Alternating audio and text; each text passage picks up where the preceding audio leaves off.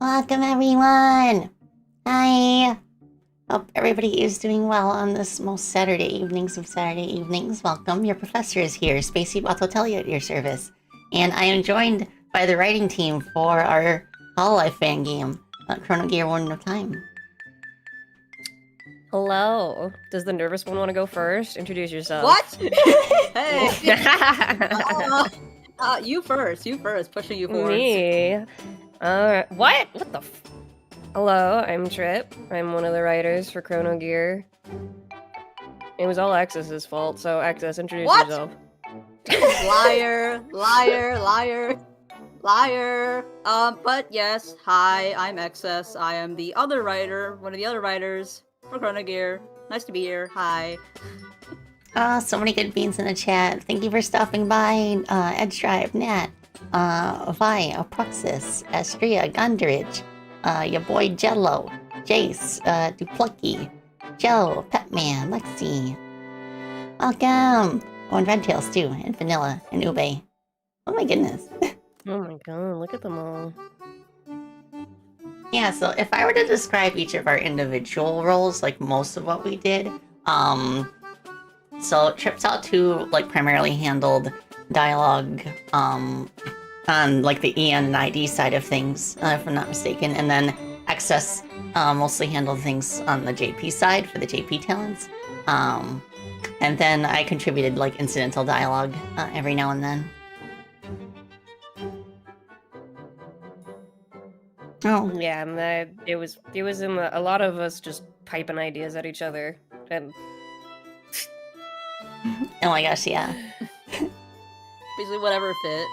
Oh, thank you so much, Cran. So I wanted to start off today with I got a question as a reply on Twitter. So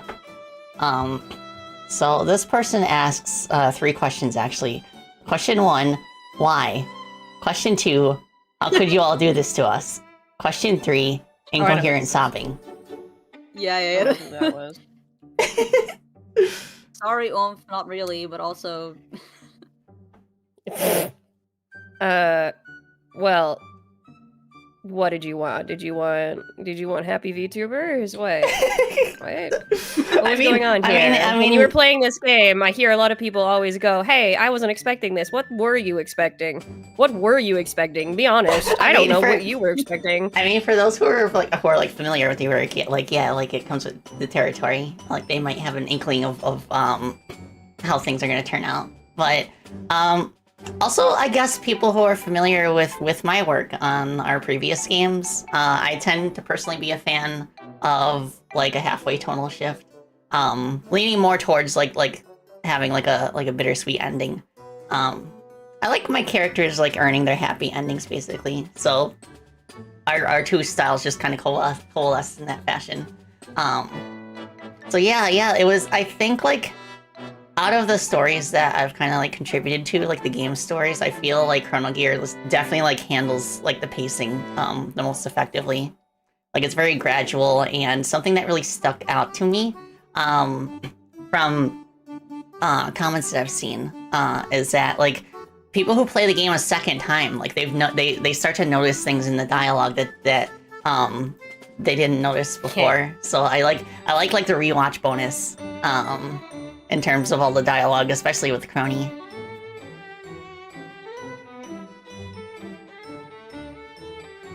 I mean, yeah, exactly. Like you kind of knew there'd be some kind of like dark undercurrent. Oh, yeah, that too. Like from a gameplay standpoint as well. Like, it makes sense now, but like it kind of like surprises me that after the 5 worlds are beaten, like they beat the 5 worlds, and then there's like almost pretty much a surprise like 6th world. It just surprises me how many players like end up just playing through the entire rest of the game despite how long it is. So that's something I feel very honored about. The tally marks for I'm gonna end the stream now. I'm gonna stop playing now. I got things to do now. Yeah, sometimes I get a little bit worried too. Oh, yeah, Duplucky, that's a good point, actually. Like, right at the beginning of the story in the World of Time, like the entire plot of the World of Time early on is that there's an imposter crony. So yeah, I do appreciate that too, how that kind of like acts like as like kind of a red herring. Well, technically a pink herring because Cloney is pink, but it kind of like once that plot line is resolved, I like how it kind of like removes the thought of an imposter plot line coming later in the game, because like why would it have two imposter plot lines? But they couldn't open the door. Yeah, I've actually seen at least a couple people like kind of guess right away without knowing how accurate they are that that there's something up with that door not opening for Crony. Oh, Godrich. Oh, that's pretty cool. So you had a friend who reads a lot of time travel fic, and he was thoroughly duped by Cloney. Yeah. That part of the story was pretty fun, even though it was like the very first plot line that we figured out. Hmm. Oh, right, yeah, that reminds me too. When we were watching Kyla play Chrono Gear, like, was it 2 days before the release? But Hello Indy sent her an early copy, which like I was talking about it on in my dev stream of the game a couple days ago. But yeah, when we saw her put up the stream to play it, like we were in the middle of some pretty big refactoring, so we all just kind of scrambled to get everything at least in the early game ready for her stream. But yeah, like her whole like gimmick where she like colored her model blue and she was like pretending to be Crony at the start of the stream. Well, for pretty much the whole stream, but and then like when she just like lost it at the start when the cronies mentioned there was an imposter crony. Oh, that was so good. Oh yeah, the Kyla stream was a treat. I know, right? It was also Such a a good heart bit. attack, but you know, we take those. Yeah. Okay, so Lexi has a question about what was that timeline's crony like? Anything that particularly stands out as different from the playable one? You got the vibe that she wasn't as close with her council as playable crony was. Mm-hmm. Yeah, that's a reasonable assumption, I think. I mean, you could just draw in context clues. Like, there's not going to be a straightforward answer to that because you're, as the player, in Alter Crony's point of view, you don't know much about her either. Neither does she. Yeah, that's something I really enjoy about the story too, is that it does leave certain points up to ambiguity so that like players can come to their own conclusions about certain details. Oh yeah, exactly, Nat. So, like, I feel like the most important things that the player would need to know about the other crony is stuff that she kind of like hints at or outright says in her letter.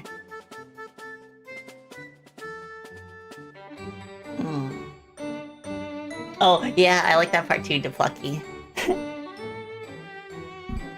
Let's see. That was unintentional. Ouch. Yeah. Alright, let me see if I missed any other questions. Oh gosh, so many messages. Thank you so much. Crony was playing Among Us all along. Never gonna beat the Amogus allegations. You were the ones who put it in World of Space. That's your guys' fault. Looks around. No, World of Space did not have the imposter plotline though.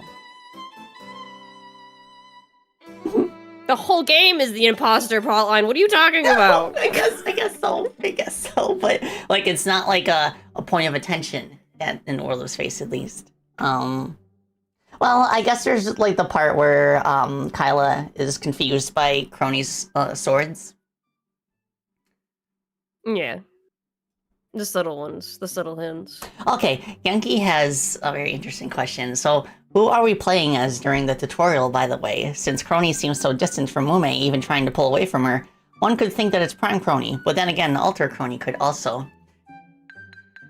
There is one context clue in the tutorial that lets you know who it is. Yeah. Like, if you just remember something that our crony says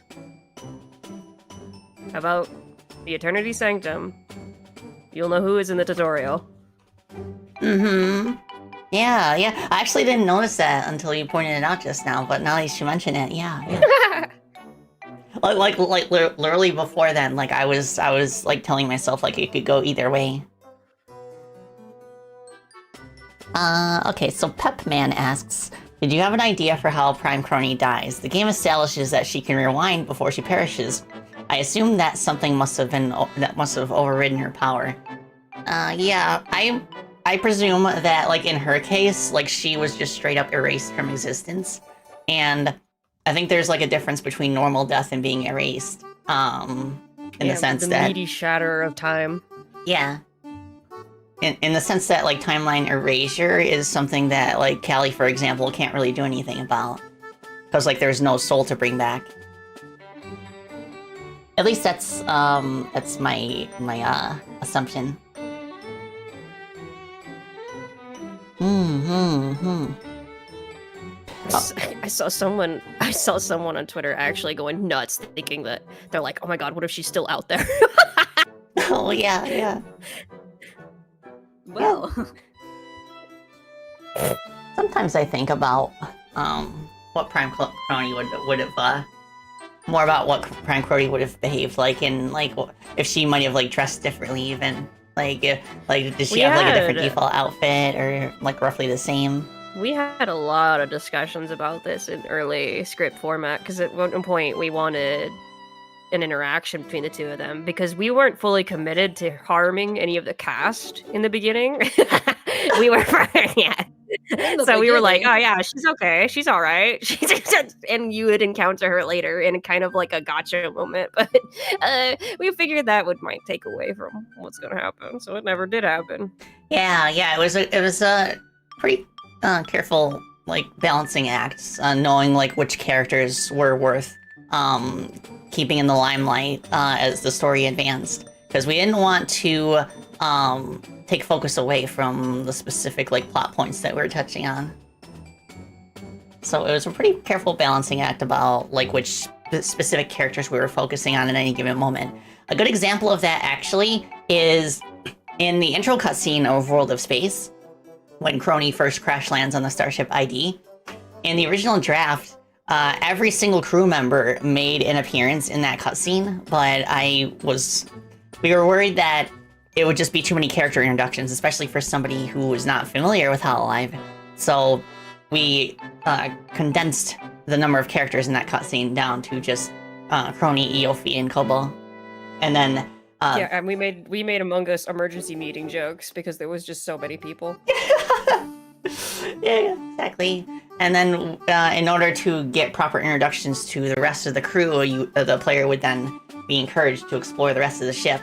And to further encourage that, I made it so that you get an achievement for talking to all the members of the Starship ID. Buggy? Buggy. Buggy. This question is from Red Tails Debit. Excel, what are you drawing on your desk there? What is that? Hey! Listen. You want to talk about it? You want to talk about your Blorbo?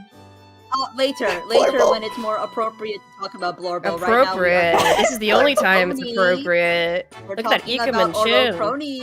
We're talking about Oro Crony. Oro Crony from Hololivian Promise. That's right. Don't worry, I'll remember. I'll bring it back up. Evil. Oh, okay, so no, now... I'm not making the chin pointy.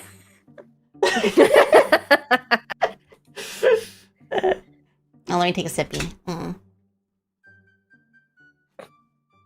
Okay, so now... Alter Laplace is very well beloved in the writer's room. We love. Yes, listening very absolutely. much.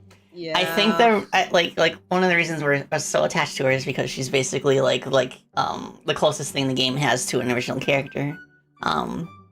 Just like a really like dramatic twist on the concept of Laplace's demon. And like I actually remember being like really nervous about approaching Laplace for voice acting.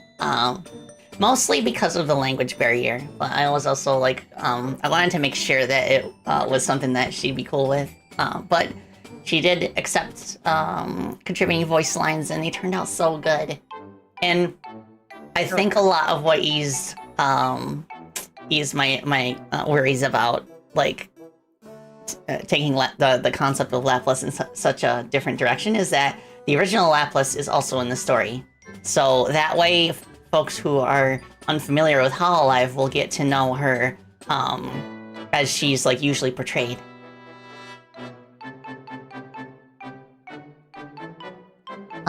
Okay, so there's a question here. My main question says that, what is the deal with the cryptic computer message, all the trash piled up, and the chalk ticks on the walls in the Tower of Darkness? I will say that, like, aesthetically, so Edge Drive handled a lot of the foreground tiles in the game, and aesthetically for the Tower of Darkness, we kind of wanted to play into the character trait that Laplace has in Hololive about how like the Holux's secret hideout is usually like left in a mess.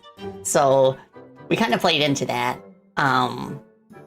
with like the trash in the Tower of Darkness. So it's so like we kind of like greatly exaggerated that to the point where it's a part of the terrain. And then for the computer messages, I felt it would be cool to leave like a few story breadcrumbs about Ultra Laplace's efforts to try and restore her Holox.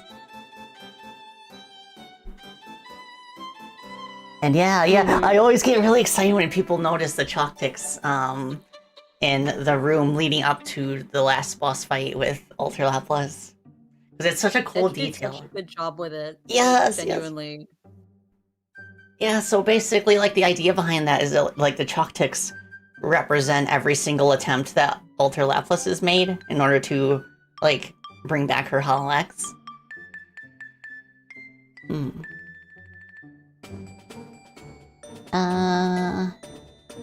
Oh, Gondorage, that's pretty interesting.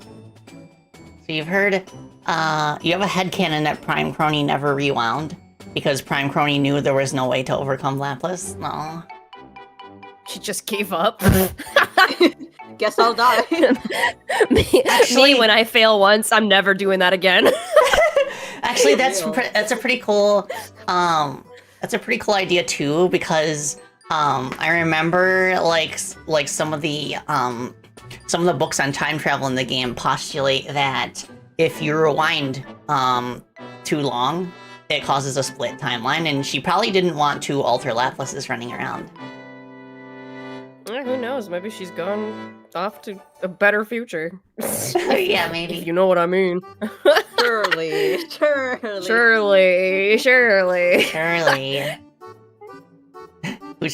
Where is Shirley? Hi, Shirley. Yeah, like the books like on preserved timelines. I like how this turned out. They kind of like give like a little bit of lore drop as to roughly how time travel works, but they're presented in the context of like the author researching how it works. So like none of it is technically set in stone. And like which parts of it are more accurate or not are open to speculation. But it does like provide like a good foundation as to what the player could think about in terms of how time travel works. There was a lot of revising of those books. Oof. Oh my gosh, yeah. Trying to adhere to our own lore laws, and we're like, shit. Yeah, because like we were legitimately concerned about being too specific about how it works, because like plenty of other franchises that deal with time travel struggle to kind of like contain themselves within their own time travel rules. It's boring. Time Yeah. travel is boring. I'm so sorry. The time travel fans, I'm so sorry, but it's fucking boring. You need to make it interesting by making it simple. And simple wins. It wins every time. Yeah, that kind of reminds me of how a lot of like fantasy stories will employ like a soft magic system where it's not really specifically explained, but in the context of what it does to move the plot along and how characters use it, it makes sense. Mm-hmm. Like it never like spiritually contradicts itself. Yeah, the biggest problem with time travel plots is falling into the hole of over-explaining itself, or you deal with 4 pages worth of trying to overcompensate for any plot holes they might imagine in their head, while not even full sending it. We just full sent it. It worked out. Look at that. Yeah. Yeah, I'm proud of us. And it also kind of reminds me of how yeah, like in stories that I helped with in like previous games, they tended to be like pretty lore heavy, where like the plot was mostly moved along by like events. Whereas since this is a game about VTubers, about the characters, people are here for the character interactions. So I felt like by necessity, this game's story needed to be character driven, and the simplicity of how we handle the time travel like facilitates those character interactions. Okay, so Duplucky says, you believe it's Koyori's notes trying to recreate a time machine like Iroha revealed at a point in the Civilization world. That's a cool theory. That's a pretty unique Points theory. in excess, this is your floor. Ah. Okay, we're getting sort of into like, you know, like the pseudo canon territory, you know, like I guess, you know, the author head canon side of things, but I guess I'd like to think that some of her research earlier definitely did help alter Laplace, right? Like it definitely wasn't for nothing what she did. Yeah. Oh, you did such a good job with like translating like the personalities of the JP members into English. And it's like it makes me so happy to see players who are only really familiar with like the EN side of things play the game and kind of like understand immediately what the JP characters are about. We did our best. A lot of taking reference from a lot of, you know, Hologra's official translations for, you know, things like like their you know, their speech patterns. I do really laugh whenever everyone gets into Degozaru. Yeah, there you go. Yeah. I will say it is so fun being the EN writer and you being the JP writer, how funny it was whenever our lore knowledge would cross, because I'd be like, oh yeah, clearly mad scientist, and you're like, yeah, brews time travel potions, and I'm like, what? yeah, that was really surprising for me to learn too. I'm like, what? Shit. You can just do whatever, man. Oh gosh, I lost my place. Okay. A lot of questions, like, all at once. You gotta go all the way up. We're behind. Yeah. We're way behind. Whatever, we'll be here all night. Fuck it. Yeah. Okay. Oh, Cran has a cool question. You named the creature Gander. Is this just a cute reference to the name Crony didn't pick, or did you also think of Gander as a sort of alternate version of Crony? So, like, people see the name Gander nowadays and they think, oh, Ian Recco, Queen Tam Gander. But no, this idea came like well before Ian Recco was even a thing. So like I remember seeing a fan clip that kind of like went over how like Crony said that Gander was originally going to be her first name instead of Oro. Well, not first name, I think it's last name. Okay, yeah, it is her name. So it was going to be Gander Crony instead of Oro Crony, but she felt like Oro Crony rolled off the tongue better. So I thought to myself, like, what if Oro Crony and Gander Crony were not the same character, but they were like completely separate characters? So that's kind of what my thinking was with like the alter creature. And actually in early drafts of the script, we only like referred to it as alter creature because we only had a very vague idea of what it looked like. We There were was mostly like a spider in my head for the longest time. yeah, Oh, yeah. I yeah. kind of thought about that too. Like should it be a spider? But like I was talking about this during like the first Gander fight in KFP Stadium when I was playing it yesterday. Like I had two big ideas in my head as to how to portray this creature as something that is like stronger than Crony and something that she's justifiably afraid of. And first idea was spider, but I honestly felt like that would have been like too easy. Because like her fear of spiders is foreshadowed in the story prior. It would just be too easy. Like so then I got to thinking like instead I would center the boss fight around like time limits because Crony would be justifiably afraid of time running out because that never happens because she controls time as the Warden of Time. So a being that could put her in a situation where she has very little time to react would be like a really solid way to portray that this creature is stronger than her. So that was my thinking there, and then after that, like, for a long time I actually still didn't know what the creature was gonna look like or if it was gonna be based on Crony.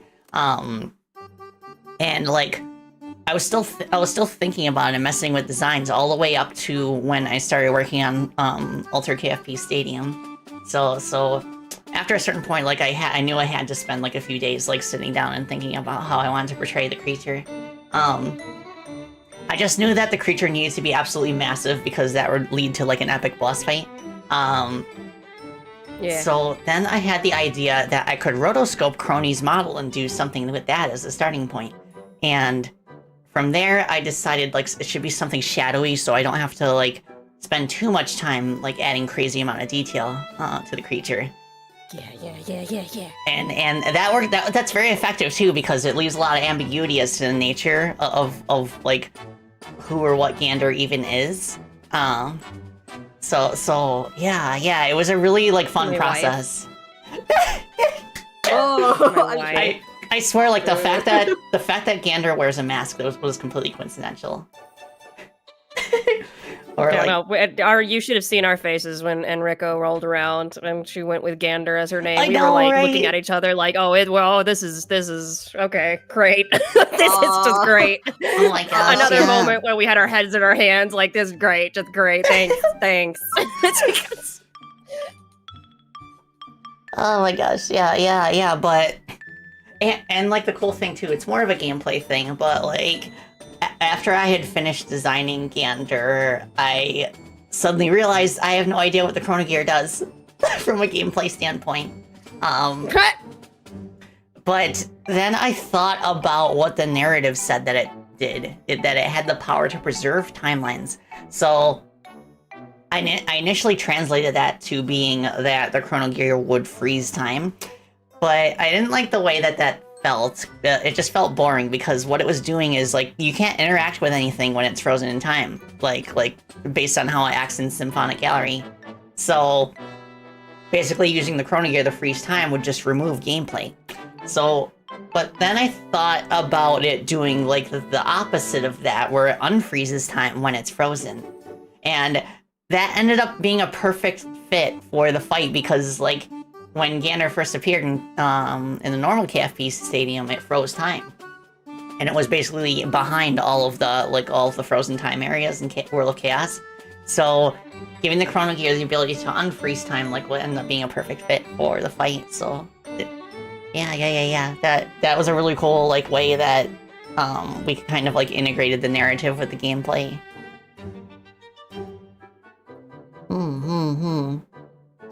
Let's see. Okay, Lexi asks, if two Ultra Laplaces were running around, do you think they would get along? No. Unfortunately, no. Probably No. Probably not. Yeah. Absolutely not. Yeah. Yeah, like I mean, Ultra Laplace did try to form an alliance with Prime Laplace, but Prime Laplace was clearly weaker than her, and she was just trying to use her to further her goals. So, nah. I see it in a way of that Alter experienced her own pain and seeing a reflection of herself of the same kind of person who, if we're talking about just a duplicate, that's just another her that experienced the same pain as well. It's kind of like looking in the mirror and you're hating yourself. Yeah, Yeah. they try to kill each other. Oh, yeah, that is a very good point. Oh my goodness. Okay, so Dropped Tom says, was Time Horse always Time Horse, or was that a last minute name? I think Time Horse was always Time Horse. Yeah. It's always I been came Time up with that Horse. game. I It came was up with always that Time name Horse. right at the beginning because it fits Crony's character to just come up with very simple names on the spot. it was She so. did say Time Horse. I was so happy when Crony streamed the game. She got to that part, and when the cronies were about to say what they called the horse, like she called it like right before, like she said, "Oh, Time Horse," and then she advanced the dialogue and it said Time Horse, and she was like, "Time Horse." To be fair, she Everyone also said acts that she so would have accepted. surprised, but She also would have accepted Horse Roni, which yeah, I can see that too. everyone acts all surprised. But it was like, I feel like that's just her. Like you could have predicted that as like a 1 month subscriber to Crony. That's just how she is. yeah. And that's how I like how that's how you know that the Eternity's Sanctum was not made by her, because she would not name it the Eternity Sanctum. She'd probably name it like Time Place or something, Time Place. or like Sanctum Roni. Portal Sanctum Roni. Portal Roni. Homeroni. Homeroni. Wait. Wait. I get what you mean. My time basement. Time My basement. Time basement that I put inside The my time hole. basement. Is it a basement if you can see the sky though? Hmm. You know those basements with like the side doors? Okay. So Crayon asks Crayon asks, so the tower is a large sword. It was launched into the sky and it just crash landed in the ocean, so you guess she aimed at the ground? Why did Laplace do this? Was it just aura farming? It was aura farming. Rock farming. Also, I mean, she's trying to hurt during that fight. She's trying to hurt Crony. Like she just straight up like freaking slam dunks on that sword. So it starts tilting down during the fight if you notice. yes, exactly. And during that phase, Ultra Laplace's like mechanical wings are destroyed. So at that point, she's just like extremely frustrated, and she decides to just like abandon the ship, and fight her on the ground. Also, the shockwave. Come on, Aura. It's so good. It's good. It's great. The background of the sword and the reflection of it in the water. Yeah, I know, it's such a hype moment. It's like it's probably my favorite set piece in the whole game. It's so good. I always get goosebumps when it crashes into the ground and then like the waves come up. That specific part of the fight was specifically programmed by Will, so Will did such a good job on it. You fucking rocked. Yes. Like anytime I see someone streaming the game for the first time, and I just notice their chat popping off whenever that moment happens. So it's oh my gosh, it's so good. Aura Crony. Aura Crony. Shut up. Go away. I know, right? Hype moments in Aura. I mean, she's got a cape that's just like the people only wear capes when they want to Aura farm. Okay, so Butler Pointer says, I just got here. Has anyone asked if Callie knew she was talking to Ultra Crony right away and just vibed with it? Since she probably knew her crony was dead. I could see that, and but on the other hand, I could also see a case where because her crony was erased from existence, the fake out ending kind of implies that when someone's erased from time, like people forget about them.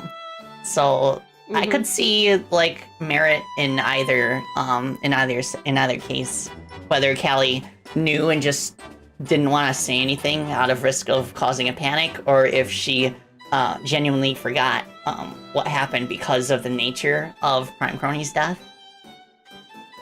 I mean, time and space shattering was a lot of the reasons why, like, oh, it's all messed up, oh, it's gone, and I don't know. Time getting shattered, and by extension, Crony, Prime Crony getting shattered is kind of like a a thing that's not revealed till much later. So narratively, it's just we couldn't have Callie going, "Well, why are you alive?"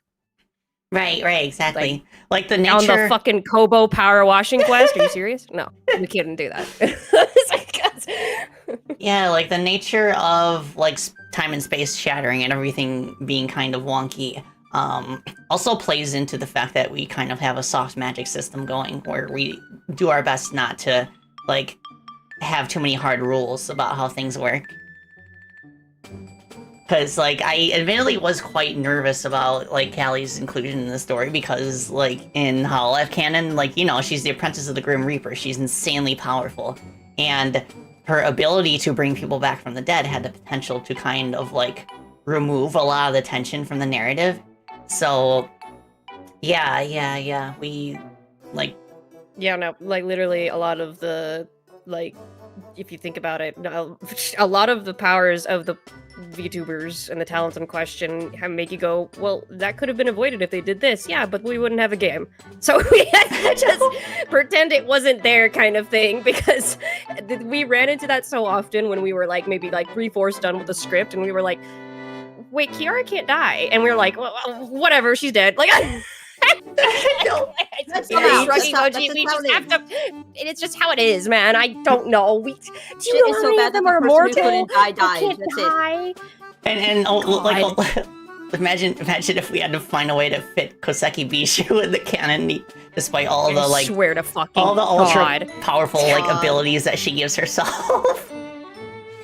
We did have an idea for World of Time. We wanted the Belltown Down Under to be a library at one point, and we wanted it to be something where we wanted to include Shiori and Avella, but the sheer inclusion of Shiori and her all knowledge of forbidden shit would have completely fucking blown up half the plot right off the I know, right? Like, girl, Like why didn't you I do was like, anything? get rid of her, get her out of here.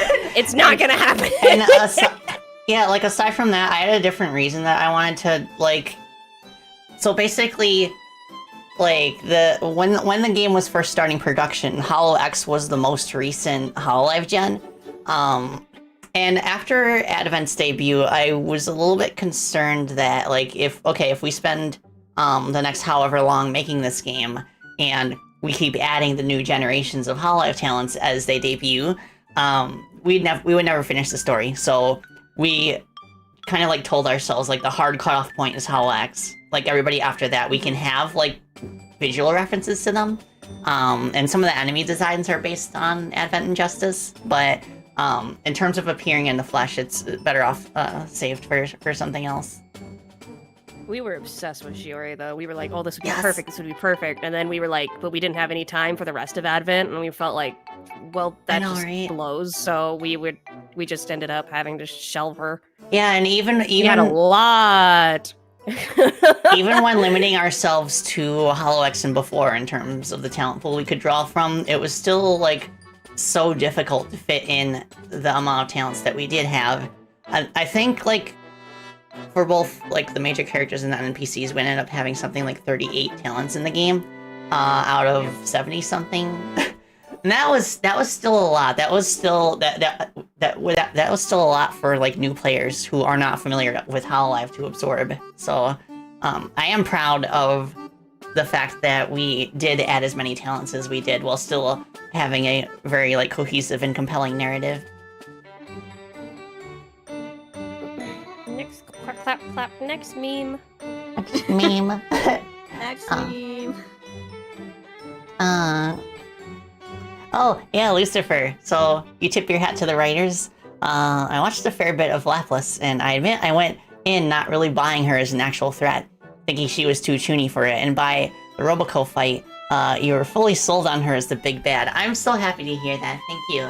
Yeah, like, I remember reading comments, like comments on the Twitter post Hollow Indie was making whenever they mentioned, like, Ultra Laplace. You would see the occasional comment about like oh, I can't imagine like Laplace being a serious villain. So yeah, we kind of like knew it was gonna be a tough sell because of how drastic like some of the difference in personality is. But Again, I think God. it was. I think it would have. Yeah, I think it's like fine because again, Prime Laplace is in the game. Like there's two separate copies of Laplace. Um, one that is like the actual serious threat that has been unshackled and is super powerful, and then the other one who is just the Laplace we all know and love. I see a lot of people equating her losing her shackles to the way she is. Losing her shackles is not at all related to how the way she is. No. Not at all. No. Like, it certainly helped, obviously, but, like, that was Obviously. absolutely not what made her like this. Like, I think we discussed this before, but, like, if Prime, right now, if you took Prime Leftless right now and you broke her shackles, the first thing she would do is go like, oh my god, I can do maths, and then, like, she just spends, like, 2 whole weeks, right, trying to learn, like at best what her powers calculus. do, but she has yeah, exactly. But the thing, she's in a good position. She has a good support system. You know, her timeline's not blowing up, so she would just be like, I don't know, trying to flex her new aura or whatever, and then like that's Her all. new aura. She's not traumatized. She's Yeah. not traumatized, yeah. That's what trauma does to a character. They make them a villain, and I love it.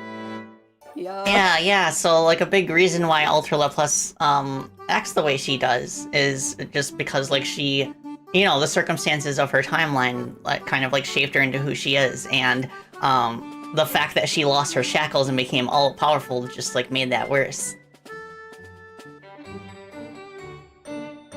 Especially because I have to imagine that like I can't even imagine what was going through her mind, like knowing that even though she has like so much power as a result of being unshackled, that it's still not going to help her situation.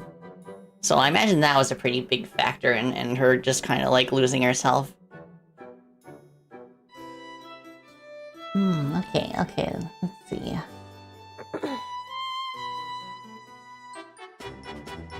Yeah, exactly, Nat. Like, the piece of paper on the ground in the Tower of Darkness that mentions a weapon that can cut through time itself. I imagine that was talking about the sword chip. So it's kind of a bit of a foreshadowing that the tower does have, like, a flying fortress, like, built into it.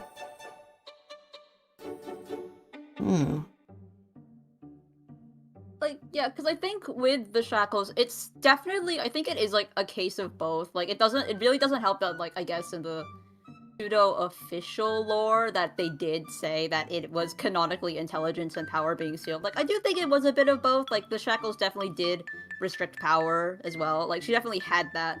And, like, that's canon as well, like, even beyond Chrono Gear. But I think it just made a bit more sense to lean into, like, you know, the whole her timeline is all screwed up thing that made it, like, the tipping point for her. Yeah. I agree. Okay, Estelise asks, how did Gander make things worse in the Alter timeline? Was it just existing enough to cause more decay? I kind of imagine that. It kind of like, since it's kind of like the inversion of what a Warden of Time is, Warden of Times, you know, like protect and preserve their timeline, whereas Gander would be kind of the inverse. It kind of like absorbs timelines. Or like decay in this case. We wanted to avoid giving any sort of real, like, personality or specific hatreds to this kind of creature, because it felt more powerful and intimidating as something that doesn't speak, that doesn't seem to have clear motivations, but is just straight up a time anomaly. Yeah. Okay, so, Elsaba, if I understand your question correctly, okay, you wanted to see a Hologain that takes itself seriously for a long time. How much got toned down, though? You kind of felt it did since Gander. Do you mean to say that the dark parts of the story got toned down after the return to the Prime timeline? If so, I don't think that's the case. As a matter of fact, like, I remember, Trip being quite surprised that I didn't really have any objections to some of her proposals or things that happened. Look, we're all enablers here. We're all enablers.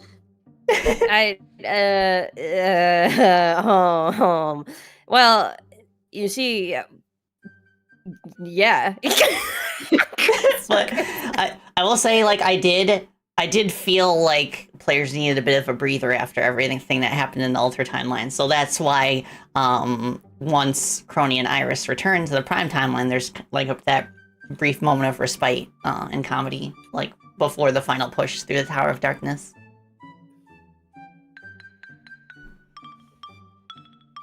Okay.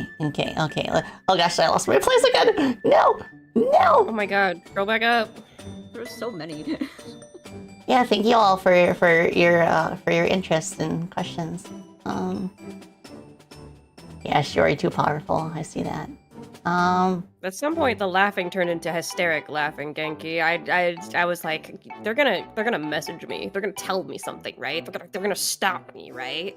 Something's gonna happen, right? Nothing happened. Setting you free, winding you up, and like turning you around towards the audience and pushing you. Go. Well, they didn't notice it. It's fine, right? That's fine. It's fine if no noticing. No noticing. Okay, so Atomic Auntie asks if Calliope died, where would she go? Does she go to an afterlife? I don't even want to think about that. That's like Inception level dying. That makes me wonder, would Mori Calliope herself even have an answer for that? Probably not. It's the kind of thing where it's like, this is something I warned the writer's room so often in development. Treat your player as if they have a -10 intellect, okay? You have to, because if you try to over-explain yourself, they're gonna end up with swirly eyes. They're not gonna know. Treat them like you would treat yourself, like you're a dumbass, okay? I love being treated like a dumbass, not like a complete idiot, mind you. Like, I don't want my hand held, but when it comes to like, you know, yeah, basically, I guess like a gentler way of putting that is that like just like cut your players some slack just in case there's other things that they are like being attentive of while they're playing your game, especially like in the case of somebody who's streaming the game, because like their attention is like divided between the chat and the game. So the way I like to think of it is like within that context, like you know, make sure that the story is streamer friendly. Yeah. Oh, okay. Oh, Vanilla, yeah, I remember Kiara explaining how, like, even though she can rise from the dead since she's a phoenix, she could theoretically stay dead if the ash that she left over is also gone or erased into nothing. Personally, it's just a matter of what Callie said. She's just not gonna send them back up there if they're just gonna keep dying, kind of thing. Like, yeah. If it's just that thing's gonna keep killing them, just stay over here, you know? Yeah, like, she specifically pointed that out in her cutscene, too, so... And I think it makes sense. Like, she doesn't want her friends to suffer any more than they already have. That's our Reaper. Yeah. I love Mori Calliope, she's wonderful. Mori Calliope. Mori Calliope. Those fingers. Why did Gigi Murin just possess us for like a solid 10 seconds? Mori Calliope. She doesn't own a Reaper. Did Hollow Hero come after Hollox? I can't remember. I think they were before, right? I think it was. What? Okay, if they did come after, then Hollow Hero was the cutoff point. Oh, you know, I'm pretty sure I think they came after. Oh, yeah, JV the Wonder, like exactly. That's kind of the reason why we wanted to have a cutoff point as to which talents like physically appear in the game. Because I see what KU's doing with Hollow here. Like him and his team doing their best to add representation for every single talent in Hololive. That is a Herculean effort, which like I greatly admire, of course. But like, yeah, we just needed to make sure that the scope was not gonna get out of hand for reasons outside of our control, which in this case would have been like the gradual introduction of new talents. And to be fair, I'm happy we didn't, because when Advent had just freshly debuted when we were working on the script, and we were like, oh, this would be great. But as we were going along, it's the kind of thing where now, years later, they've fleshed out their characters more. They've also talked more. We've gotten an idea more of who they are and what they do. And the lore drops between Injustice and Advent. Can you imagine? I know, I'd be right? kicking my own ass right now. Imagine if we had to find a way to fit in the Advent versus Justice conflict in all of this. Literally, like, what was that? Like a month before release? I would have bashed my head on a door. I swear to God. Oh my goodness, yeah, like, yeah, it's all about making sure that, making sure the story, has its focus, you know? Well, and, like, of course, we still, did our best to add, like, little references to the current talents. But, like, if anybody's, like, favorite ended up, not having, like, a reference in the game, then, like, I'm sorry about that. Yeah. But we did our best, and I think we did a great job. Okay, so Zerx asks, were there other names for the title considered besides Chrono Gear?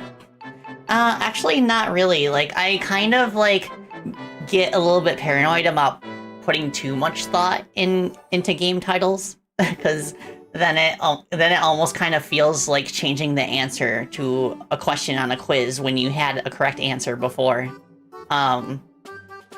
Like, when I first started working on the game, like, it had a code name of sorts, Project Chrono Gear, but I felt like I wanted to drop the project part of it and kind of, like, add a subtitle as well, so it became Chrono Gear Warden of Time. So that way the subtitle kind of acts as an indication of, like, what the game is about, for those who are not familiar with Hololive. So yeah, like, the Chrono Gear part of the title is the part that, like, tells you that, oh, this is going to be, like, a unique take on Hololive in terms of fan games. And then the Warden of Time part, like, clarifies, like, okay, like, the main character is going to be Crony. Let's see. Alter Laplace #1 fan. Oh, that's so cool. Like, I've occasionally seen, like, on Twitter and YouTube, just like people out in the open who have, like, avatars that are sprites from the game. That's always such an honor. But yeah, the Alter Laplace #1 fan says that's why I love her so much. I just adore the idea actually being brought to fruition, and the way you actually set it up, why they're so different, is so perfect. Oh, thank you so much. Okay. Let's see. I'm scrolling down to find questions, but thank you all for the compliments as well. Thank you, thank you. Thank you.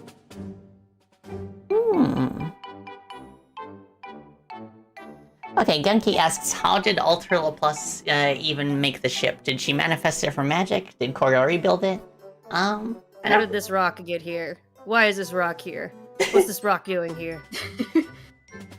I mean, I guess this is one of those things that you can, like, probably just leave up to whatever you want, but I guess, like, the easier general assumption is a combination of, like, her power and influence allow her to either make it herself or, you know, get her minions, quote-unquote, to, like, you know, do it for her. HoloX, like, you know, Koyori would definitely be willing to help with that, I guess, up until, you know, until the capture, etc., and yeah, they realize. I think that makes sense, especially if she had started gathering enough golden gears to be able to manipulate the flow of time a little bit, to kind of, like, speed up the process from an outside perspective.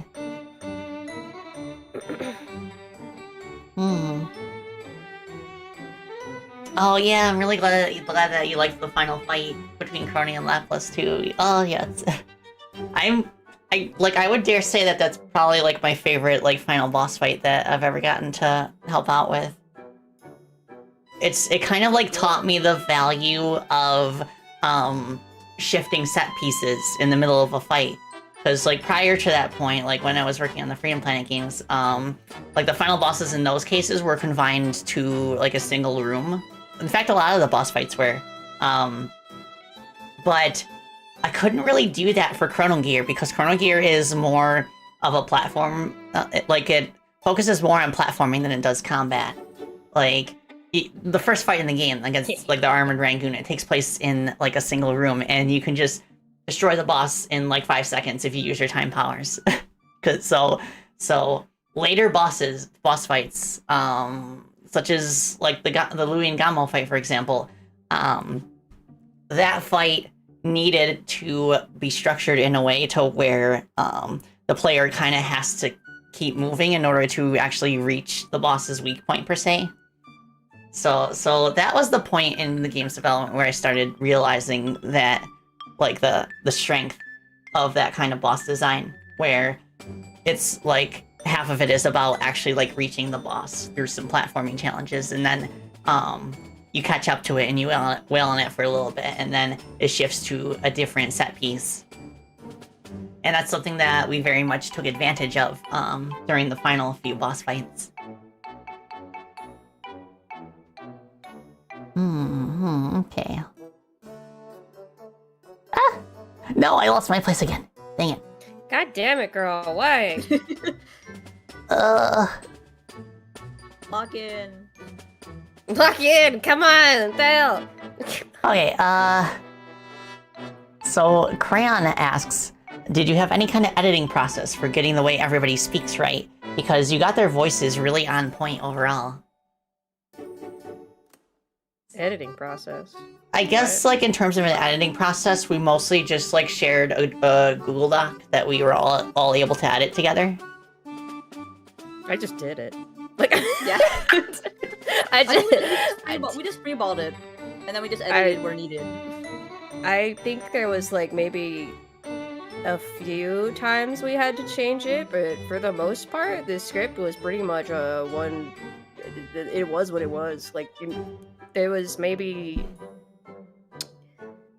maybe 1 or 2 problem areas in each world that needed to be flipped around for script-wise, because when we were writing the script, we didn't have a definite idea. Like, you always want to shoot ambitiously, so we had, like, what, 7 worlds planned for space in the beginning? I know, right? And we realized that was fucking insane, so then when it toned down, we did have to adjust the script for that, but otherwise it was like, yeah, I just did it.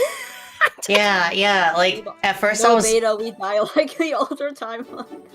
At first I was kind of sad that we couldn't have more space levels, but, like, there's more dialogue in space than there is in nature, so I think that makes up for it, and the interactions with the Starship ID are, like, oh, they're so good. And I think that, like, kind of, write the glossary. Get off my back. I didn't write the glossary. Get off my back. So... Estrella asks, noticed that Alter Ina was taken over / died by Ao, and also implied to play a role in the fate of space and some of what happened in the Alter world. Any thoughts on how, why, when? Yeah, I was actually pretty happy to see that so many people in the Hololive community picked up on the fact that she's basically like a reference to Miss Bad Ending. So it made me happy that people like kind of just like got it at that point. It's basically, when we were creating Alter World, we were like, how bad can we make it look? How bad is bad? Like, what is bad going to look like to someone who's like, oh, this could be, like, we wanted it to be in the person, like, the player's head when they're playing this. This is unsalvageable. This is it. It's over. It's done. It's gone kind of shit. And we're like, oh, well, you know, fuck it. To full send. There's quote unquote Ina. Let's go. Yeah, pretty much. And, like, there's a little bit of ambiguity that I quite liked with the conversation that Crony has with her Callie in the underworld before she comes back to Alter Belltown. I like how Callie kind of, like, mentions that she doesn't want to send her friends back up to that creature. But I think depending on your interpretation, she could either be talking about, like, the hollow shell of what Ina has turned into, or she could be talking about Gander. Yeah. I mean, the fight is called the Ancient Ones and not, you know, Ina. Yeah. Okay, Lexi asks, so Gander is different from the strong crony on the murals? I would say so, yeah. The murals were designed by Edge Drive, who did a very good job on them. They look really awesome. And I like to imagine the murals were maybe like made by some of the last survivors who kind of were trying to piece together what was actually going on.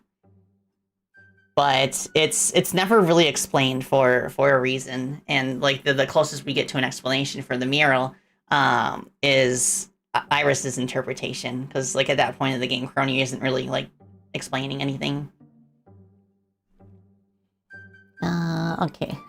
Okay, Astrea says, Trip hurt us more, thank you. Alright, well, you asked for it. Sheesh. Bet. She'll do it. I'll fucking. Okay, so Alter Lepless, #1 fan, asks, was the rest of Alter Holox changed at all after Alter Lepless broke free? I guess that depends on when she broke free, whether it was like before or after they succumbed to the, what was going on in the timeline. Yeah, no, there's no clear, definite when or why when that happened. You can just largely assume, even with her power, it really couldn't stop what was happening in motion. Yeah. I think this is one of those ones that, up to interpretation, you can believe whatever hurts you more, I think. Yeah. Whatever. Yeah, write a fanfic about it. I'll read it. Fuck it. Could you We are imagine? Could you imagine if we got Chrono Gear fanfiction? Oh my goodness, that would be pretty cool. Looks around nervously. True. Yeah, XS. The hell are you doing? Blinks. Anyways. Oh my goodness. Alright, your boy Jello asks, is there any cut content from the game? Plenty. That's the case with every game. Like, I guess it's more of a case of like what kinds of cut content are like the most interesting, or like the devs are willing to discuss in the context of like the overall game's development. So yeah, we've been talking like about how sometimes we had to compress the number of stages and missions that were in Worlds. We had to kind of like be careful about how many talents were included to keep the story focused. And it was still bloated. It was still bloated as hell. Yeah, and personally, like, nowadays at least, I try to be careful about what content I show when a game is still in production. Just because, like, just in case it has to change later for whatever reason. Like, if we have to, like, make concessions in order to make room for something else, for example. Or in case, like, the gameplay changes and you have to kind of, like, adjust things to accommodate. So I try to be careful about what we share during development, so that way people who are watching development like don't get too disappointed. Because that was kind of a problem I ran into when I was making the first Freedom Planet game. Because like we were trying really hard to add like a couple of extra characters, and we were like hyping them up and stuff, but the game engine we were working in like ended up collapsing under its weight, so we were unfortunately not able to make that to fruition. And justifiably, I guess, but I still get questions asking about that, so like I try to be more cautious about it in the future. But I do understand like the fascination with cut content, because I like reading about that sort of thing too. Like there's something really like fascinating about seeing the process of a game being made, and I personally enjoy showing like my thought processes when making games, which is why I had like so many dev streams over on Twitch when I was like working on various things, because you know I like sharing what I do. Well, yeah, there has to be a balance. I don't remember anything. Don't remember anything? No, thank God you two are here, because I delete whatever I have to delete, and I don't fucking remember it. Yeah, so it's a delicate balancing act between wanting to, you know, share the knowledge and like wanting to like keep expectations in line, and just like avoid people getting disappointed in case like something doesn't make the cut. Okay, Nat says, my favorite part of the story was just Crony learning to move on and discovering hope, and that being represented by her friend. And the really sweet ending animation was such a nice bookend. Yeah, I'm honestly really glad that Iris ended up being like a pivotal character in the game, because it just like meshes so well with the whole mechanic of her being like the healer, like healing you at checkpoints and stuff. So like she's gonna be with the player for a significant part of the game. So it's just the sort of thing that just like organically made sense as we developed the game. I am not addressing the allegations. Fuck off. No, we know. Fuck off, we all know. of you. We know. Fuck off. I'm sorry. It didn't. It on record, on VOD, right here in front of your face. It didn't look that way when I was writing the script. Okay, when I was writing all of these moments, I remind you, I am playing it through the eyes of the player and ego, you know, trying to build up. But shut up, whatever. I don't have to explain shit to you. Actually, go away. I'm sick of it. I'm sick of you. I'm sick of all of you. I'm done. I'm going home. Okay. Okay. Well, the door's unlocked. Okay, bye. Kidding. No, come back. Come back. Come back. KU in the Holocure basement. What is it with KU and being stuck in basements? The same thing, like, he made the same joke when he was working on Pemloscape. I think it's a joke just because Kyla keeps demanding updates. Oh, right, yeah. I know, I get you. Poor damn developer to the bone. Yeah, I get you. That's so cool. I'm really, like, happy that she got to, like, step in the shoes of a game producer.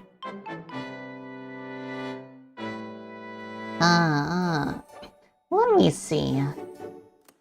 Yeah, now I quite enjoyed putting together like the hub mini games and and the optional dialogue stuff. Like when making an action game like this, where like some of the moments can get quite intense, it's just nice to return to a hub area after each mission and just kind of like take a moment to catch your breath and maybe like talk to some other characters and maybe play a little bit of a mini game before continuing the journey. Like, it's a nice way to kind of like reset like your tension level in between like action set pieces. So that's why I feel like even if I can't really think of like a whole lot of like interactive things to do in a hub, I still like enjoy whenever they're present, because, you know, just gives you a moment to pause and like reflect on the awesome thing that you just did. Oh yeah, Lexi, I agree.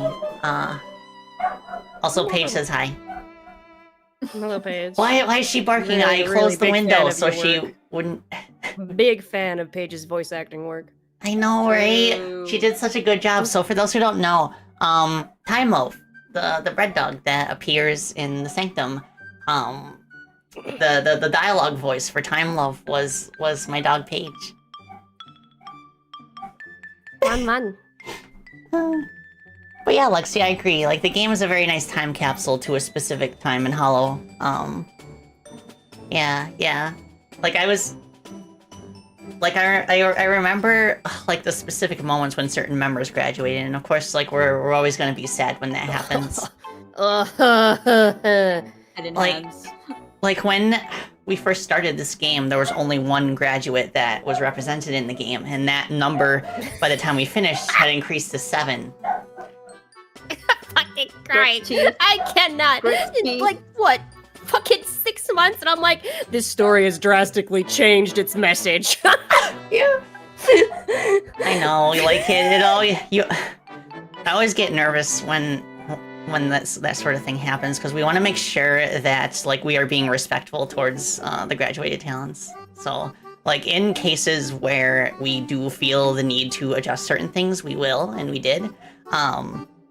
But I'm glad that in the end it didn't really end up being, like, the deal breaker that I thought it would be, for like, most people who are interested in playing. I hope you cried.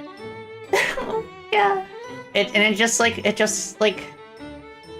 kind of like reminds me of why I felt like I wanted to make this game in the first place, is because, like, there's a certain lack of permanence in, like, the online sphere where, you know, streams can get taken down at any time, and the memories we have of, like, live streams and stuff, you know, there's like a certain lack of permanence to it, I feel, and the fact that we kind of got to, like, crystallize our memories of those early days of Hollow IVN into the form of a video game that we can just play anytime we want. it feels really nice. It kind of like it's kind of like serves as a reminder that like those moments happened and they matter. A time capsule, if you will. Yes, exactly. That's the perfect way of putting it. I think the big thing that I noticed that kind of made me like really like was new fans actually going like, oh, I'm watching Sauna VODs now because of this, and I'm like, Oh my holy shit, gosh, okay, really? let's go. That's so good. know. That's so cool. Yeah, plus yeah, like I knew that there were going to be quite a few like Hololive fans, like newer Hololive fans that might play this game and might like be curious about who these other characters are that they'd never heard of before. So I'm really glad that they can still kind of exist in their own small way as like fictional characters of a video game. Never forget them. Never. Always remembered. Always beloved. Never forget. Always remember.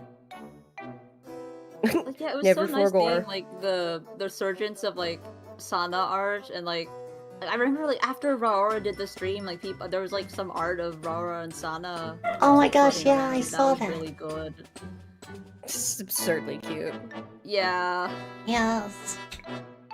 Yeah, I'm just glad that like the talents were okay with it as well. That just it made me happy because like I didn't want to get too ahead of myself, so I just kind of like was not expecting anything to happen in terms of the talent streaming the game. So the fact that like 3 of them have streamed the game so far, it's just like it's such an honor. And as a matter of fact, like even if anyone. yeah, like even if they just like even if some of them just played it offline, that would be like more than enough for me. Like it's already like such an honor, like the reaction that we've gotten.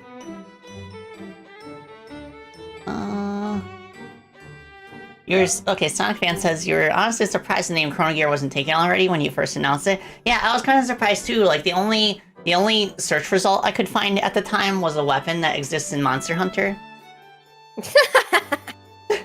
and Trip Tech, one of our programmers, is the resident Monster Hunter fan, and he pointed that out pretty much straight away. So, yeah, I remember him joking at one point that like he really wants Oro Crony to play through Monster Hunter Wilds so that she can use the Chrono Gear in Monster Hunter. That's funny. That's funny. Yeah. If I'm not mistaken, it's a Charge Blade, right? I don't know. Shit, I haven't played that game in so long. I've Right, been I working know, on right? this. Yeah, I feel like I I, know. just crawled out of a hole. I'm seeing sunlight for the first time. Where the fuck are we? You know, it does feel like that sometimes. Like seriously, like especially if you're working on like a longer term game project, it is something that I honestly struggled with in my previous project because it took like pretty much took like 8 years to fully come to fruition and be released. And like after past a certain point when you're working on a long term project, it kind of feels like you're just like stuck in place and the world is moving on without you. So, like all things considered, I am extremely proud of what we've been able to accomplish in just 2 years. Sometimes it still felt like it was taking a long time just because the VTubing space moves so quickly. It moves so fucking fast. I know. Like in the context of indie development, a game of this quality and scope in 2 years is absolutely insane. Like our team is like absolutely cracked. And yet sometimes in the context of VTubing, it's like sometimes it felt like a long time had still passed. So Oh yeah, we felt, even at the beginning of this year, we felt like just get it out. You need to get it out. It's like, so much is happening. We gotta clock in. I know, like, realistically, we were never really under any time pressure, but I still felt it anyway, just because of how fast things were moving. But I'm it's just so awesome, like, what we were able to accomplish in such a short amount of time, all things considered. Patsy Patsy, good crew, good team. Thank you! Oh, Nat, thank you. You're glad with the size and scope of the hub areas? Yeah, me too. I think this game, like, strikes a nice balance, where, like, every world has a hub area that's where it's got its size, its scope, its number of NPCs is reflective of the amount of content that's in it.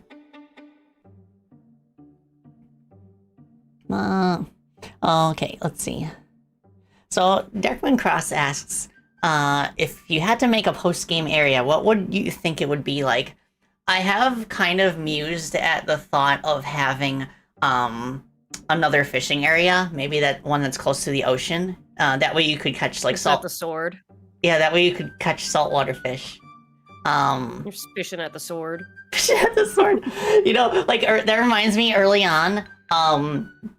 Early on, I had the thought that fishing would not be restricted to the world of nature. Like, you could go to the Starship ID and cast a line off the edge of the ship and go starfishing. And there'd be, like, a pond in the town square where you could also go fishing. But in the end, I felt like that kind of removed the uniqueness of World of Nature's hub. So it ended up being something that you can only do in the Magic Resort. And that, too, also left room for me to eventually add power washing to Civ.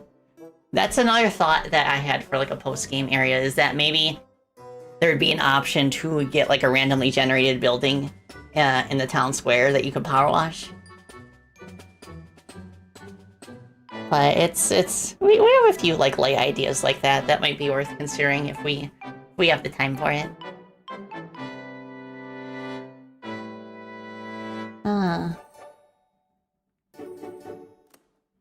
Oh, yeah, that was something cool that was pointed out to me too, Genki. Like, a lot of Hololive fans were might not be aware of some of the songs that we had remixed.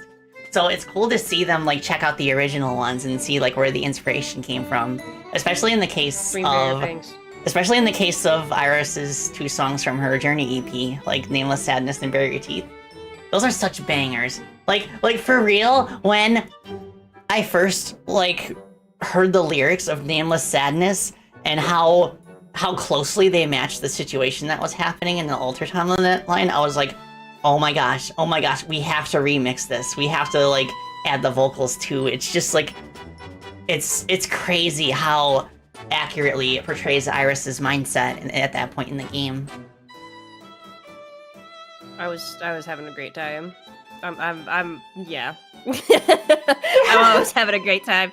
Let's go. OG, my OG, let's go. Yes, I still remember the moment that you suggested that moment happen where, you know, like Alter Castle Road, everything that happens there. I still remember when you suggested that and you thought it was too much at the time, but I was like, no, let's just go for it. You never said no to me. I was like, this is a lot. Maybe that was the inkling of me saying, that's too much time risk. Maybe we should stop. And you said, let's keep going. So and in the end, is it really my fucking fault? Is it really my fault?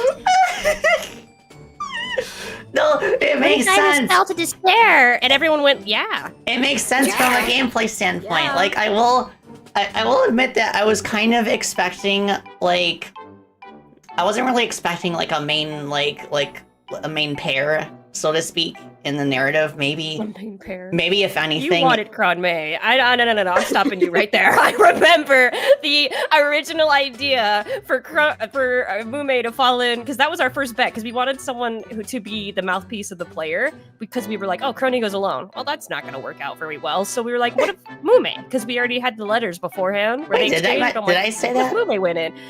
Yeah, you wanted Mume in there. I remember. And I was like, sure, that works out. That's great. I love me some Cron May. And the problem we ran into immediately was that A, Crony didn't have her healing at her checkpoints. And B, Mume she's too weird. She went with vibes. Right. Yeah, okay, I remember now. Yeah, like I suggested that and then we decided against it because Mume would be completely unfazed by anything that happens. Yeah, no. When I'm a little freak and I encounter the freak world.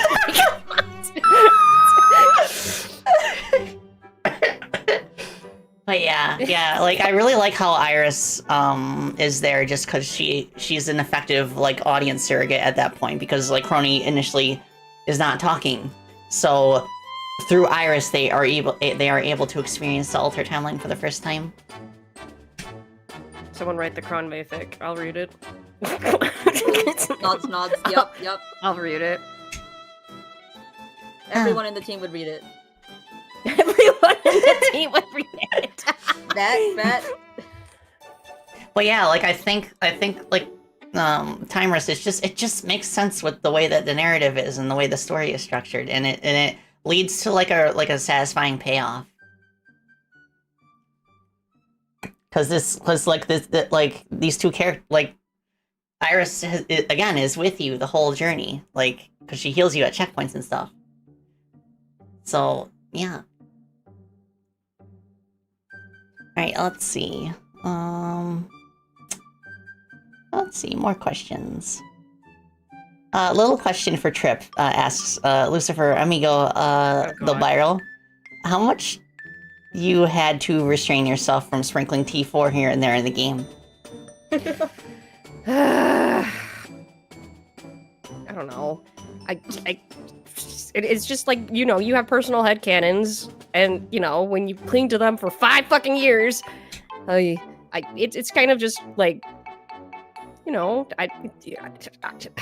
so I was the one who pitched the giant snake fight. That does not mean it was a T4. Like, yeah, actually, I read T4 like relatively recently. Like most of the game, like the game's entire plot was figured out by the time I started reading it. Like I did reach the giant snake part, and I was like, oh, that's a cool coincidence. So like the idea of Boros being represented by a giant snake was something that I came up with initially. Technically, it wasn't in the case of Chrono Boros Gear. In T4. It was snakified crony. So, you know, we deal with different things, you know. Yeah, but like with Boros, I just thought it would be kind of a cool twist on Boros' character for him to not only be like a mentor figure to Crony, in contrast to him just being like a little baby boy on the streams. So he kind of acted as a mentor figure, and I just kind of had like the weird idea that Crony would, in her dream sequences, Boros would just be like much larger than he is in real life. He's so cute. Yeah. Cute snack even when he's giant. I guess as a final answer to that, it's just whatever your personal headcanon is, and kind of just going like, well, that kind of would fit really well right here, right? And then it's just like, wow, that really aligns with everything else I've ever written. That's great.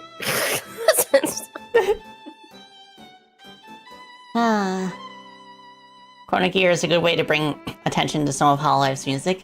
Yeah, exactly. Like there's so much music because like it makes sense because they're idols. But yeah, just it's again like really cool to see that like the specific songs that we chose to remix are like people are like listening to the original versions and getting a kick out of them because they are bangers. Oh my goodness. Oh yeah. Everybody's like enabler to me, and I'm like, yeah. You are like The heart enablers. I could count the many times you've said no on my hand. Okay, like This is true. And even then, I don't recall. Don't think you're out of the fire either over there. Hello, you didn't say no either. Well, yes. Listen, in my defense, I was also being enabled in situations. So, like, listen, I'm allowed to enable back. Estrella says, thank you for the messages on the altar worlds. I assume that means, like, the souls? Oh. Like the soul messages? Yeah, I really like those too. Those were written by Trip. They're so good. Yeah, I like to imagine it's just like it's ambiguous who is actually speaking in the soul dialogue, whether it's like a mascot or like one of the talents or some other force. And I've seen speculation about like who could have done it, but we'll keep that vague. Yeah. Oh my goodness. Okay, let's see. Ah! I lost my place again. Oh my god. Wait, no, it's right here. Yeah, Boros helping his mama.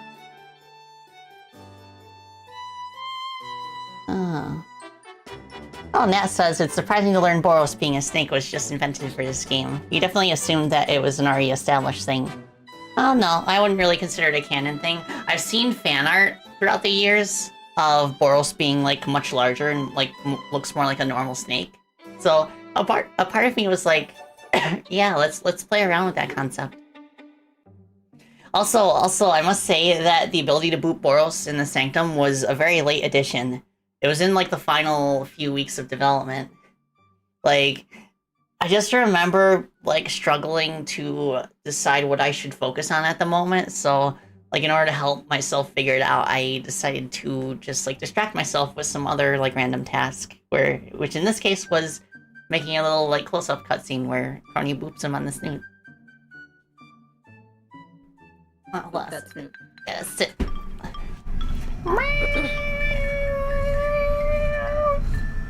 Yeah, my desk can turn into sitting mode in case you're wondering what that noise is. That was scared the shit out of me. I thought someone joined the call. sorry. Fuck is meowing at me. I thought we was started checking the other meowing in screen, call. like, yeah, I thought somebody started meowing. I'm like, what the fuck? No, sorry.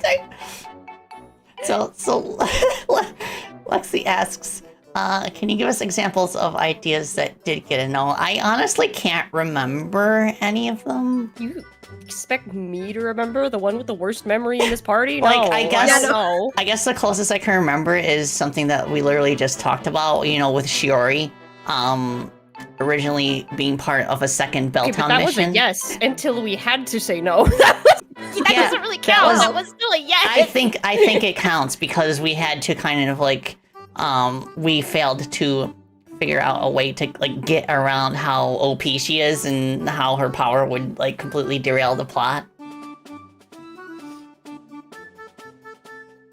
So that's like probably the closest example I can think of. This game definitely felt like all the ideas. It's in some ways, Yeah. yeah, I can see that. Especially for players who are not familiar with Hololive, there's been like a review or two that kind of mentioned that that like all these characters just come in and then they'll be there for like a level or two, and then after that they stop being relevant. But it was at least cool to see that was still charming to those to those kinds of players. I saw There- someone compare it to Toho, and I agree. Oh yeah, that's a good comparison. It's kind of funny because like one of my game dev friends, whose games that I helped publish, she fell down the Toho rabbit hole around the same time that I fell down the Hololive rabbit hole. So we both ended up becoming fans of like a anime girl franchise that is known for having a program for monetizing fan games. Dead Tribe. My goodness. Let's see. Genki asks, how long has Ami like known Crony wasn't Prime Crony? How much time passed since Prime Crony died in the events of Chrono Gear? I think the investigation like started like pretty much at the end of KFB Stadium's mission. And because she's a time traveler, I would imagine that like regardless of whether World of Chaos was the last world he went to or the second to last, from her perspective, like she probably would have like investigated for a decent amount of time, but from everybody else's perspective, it happened exactly as long as it needed to in order for their encounter to happen in the Sanctum. We did have an early idea that if you went back to previous hubs, you would see her and she'd time travel away before you could interact with her. Yeah, I remember that was like too, an actually. early idea though. But no one had any incentive to go back and look, so it would be an Easter egg that we just never implemented. Yeah, that kind of reminds me of an Undertale. Like, in certain parts, if you backtrack, when you're not expected to, you could see, like, a glimpse of Flowey before he, like, goes away. Yeah. But yeah, like, I felt like... I liked the idea, I just had other priorities at the time, so I felt like, the amount of work that it would take to put in that Easter egg, it was, like, better spent on stuff that I had to work on. But I did add the Easter egg in the first Gander fight where she kind of pokes her head in to see what's going on. Yeah, that was good. Because I remember when you implemented it, you were worried, like, I I don't know if anyone's gonna see this. I feel like they're not, and it turns out vast majority, like 93% of the people who played that mission see her. Yeah. Also, Little Goten, thank you for the follow. I appreciate it. Okay, so Petman asks, is either timeline supposed to be our timeline? If so, which crony is our crony supposed to be? Neither. Yeah, I'd say neither. Like, Neither. Like, I'm a fan of what the first Preserved Timelines book mentioned, where, like, all timelines are built from time travel. So, just also saying that it's neither also just gives us a bit more leeway to, diverge from, like, official Hololive lore. I can hurt them more without guilt. That's a good way of putting it, I guess. Okay, so Atomic Anti asks, how much time actually passes over the course of the story? Given that the council members are effectively immortal / ageless, it could vary quite a lot. I'd say it was a relatively short amount of time. There's no way to tell because time and space is broke. That too.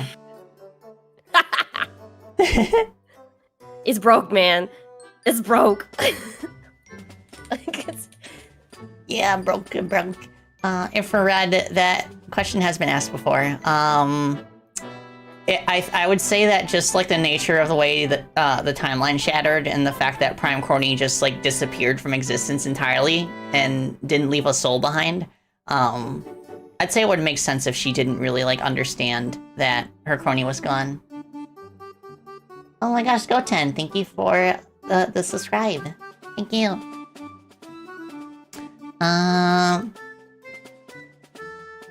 Yeah, broken clocks and all that. Oh my goodness. Okay, let me take a sippy. Hydration check. I remember it was when we were first constructing Alter Timeline and how we were trying to present it right off the bat. We knew it was going to be Belltown. We knew it was going to be dilapidated in some way and shape and form. And when you were trying to figure out where to place the enemies, I said, just make the first section have nothing. And you guys were stressed as hell about that because it was terrible design. I was like, just do it. Just fucking do it. It's gonna be great. I promise. Don't put anything there. Yeah, I was supportive of that. Like, originally, Alter Belltown, like, had soul engines wandering around and armored rangoons, like, in the first section that is, like, a rehash of the original Belltown. But I liked that suggestion to just, like, have the section that players are familiar with be completely empty. So I end up replacing all those enemies with more spikes. Yeah, I'm really glad, because, like, I've noticed that the emptiness lets you kind of, like, absorb the gravity of what happened in that place. And it helps, like, players, like, more effectively adjust to the change in tone, I feel. Also, thank you for the subscribe. Thank you. Let me see if I can see the name. Ugh. I guess for some reason it's not showing up in my chat, so I have to check. Oh. Thank you. Thank you, boss, 2 times. Oh, that's one of mine. Awesome. They escaped. Yeah, exactly, Nat. Felt really appropriate to have breathing room. So, yeah, exactly. That's honestly been my philosophy for, like, the entire game. Like, I wanted to make sure that every world had at least one mission that was a bit more on the relaxing side and was more about, like, exploration. Like, a good early game example of that is that you have 2 relatively action-packed levels that get pretty intense at points in Belltown and Carnival Railway. But then after that is Sands of Time, which has very relaxing music, and it's more about, like, wandering around this giant hourglass and finding switches and stuff, and it's very light on enemies. I feel like that juxtaposition between, like, more atmospheric sections and more actiony sections, like, it serves to, like, contrast those sections more so that they feel more meaningful.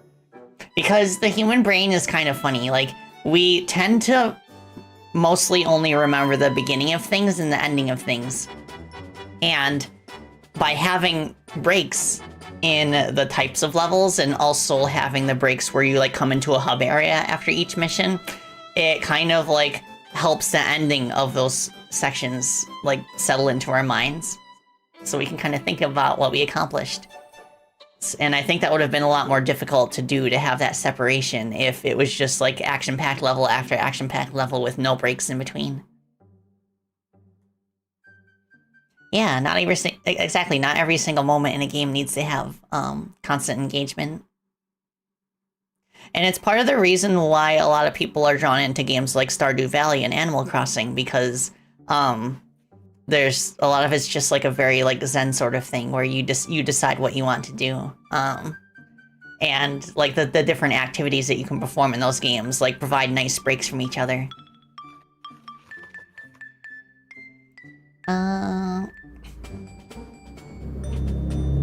I know, right? Like, yeah, just imagine if...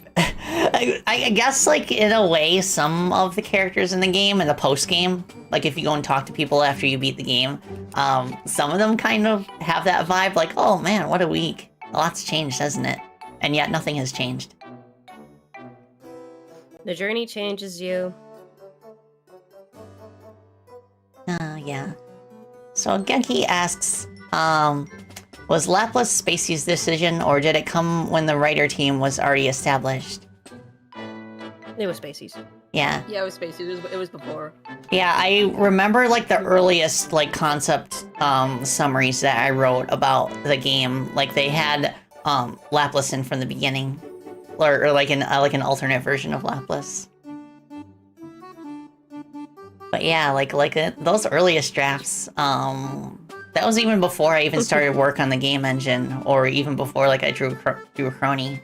It's kind of crazy to think about how things have changed since then. Yeah, that's another good example. Autumn World Tree. Autumn World Tree almost didn't make it, just because like... Yeah, I think the main reason that it actually did eventually make it in, like, there were two reasons. One was because the music for Autumn and Winter were already made, and also because one of our level designers decided to, like, help and take it off my hands after I finished the Autumn section. So, all things considered, I'm glad it made it in, because it does serve as nature's main, like, relaxing moment.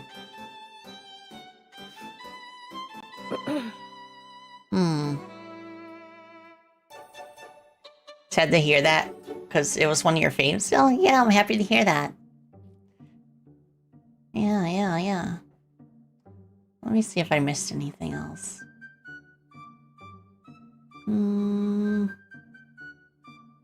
Oh, see you later, Duplucky. Thank you for hanging out with us.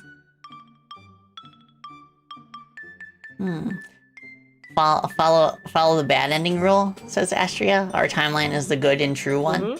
Yeah. Absolutely. We are in the good timeline. It may not feel like it sometimes, but we are in the good timeline. Yeah.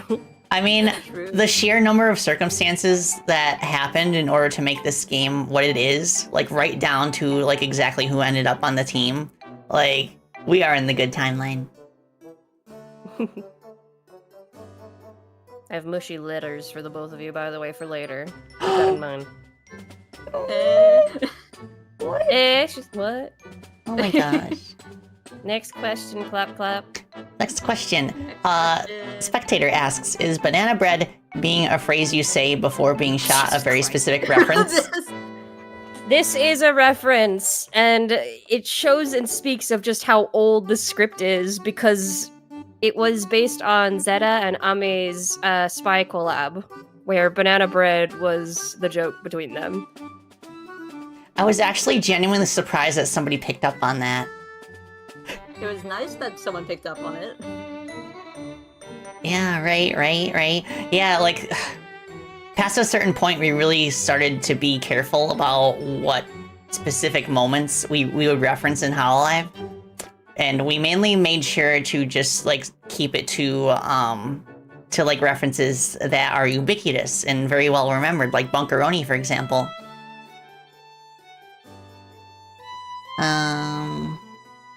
Okay, let's see.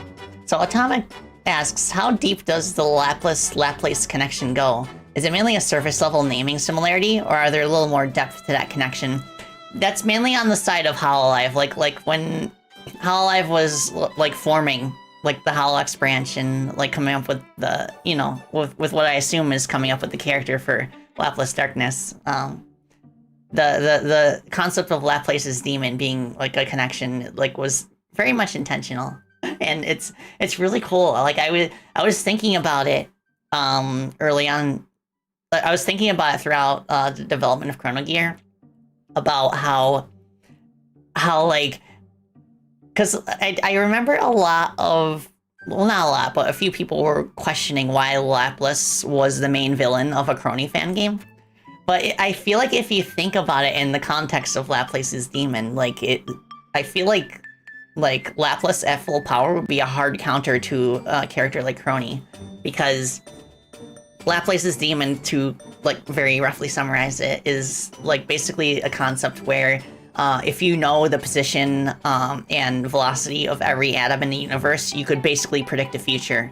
You could basically like predict everything that's ever going to happen. And time itself, like as a conceptual being, would be extremely predictable and want things done in an orderly manner. So I feel like a character who could actually embrace Laplace's demon would have a very easy time defeating Crony.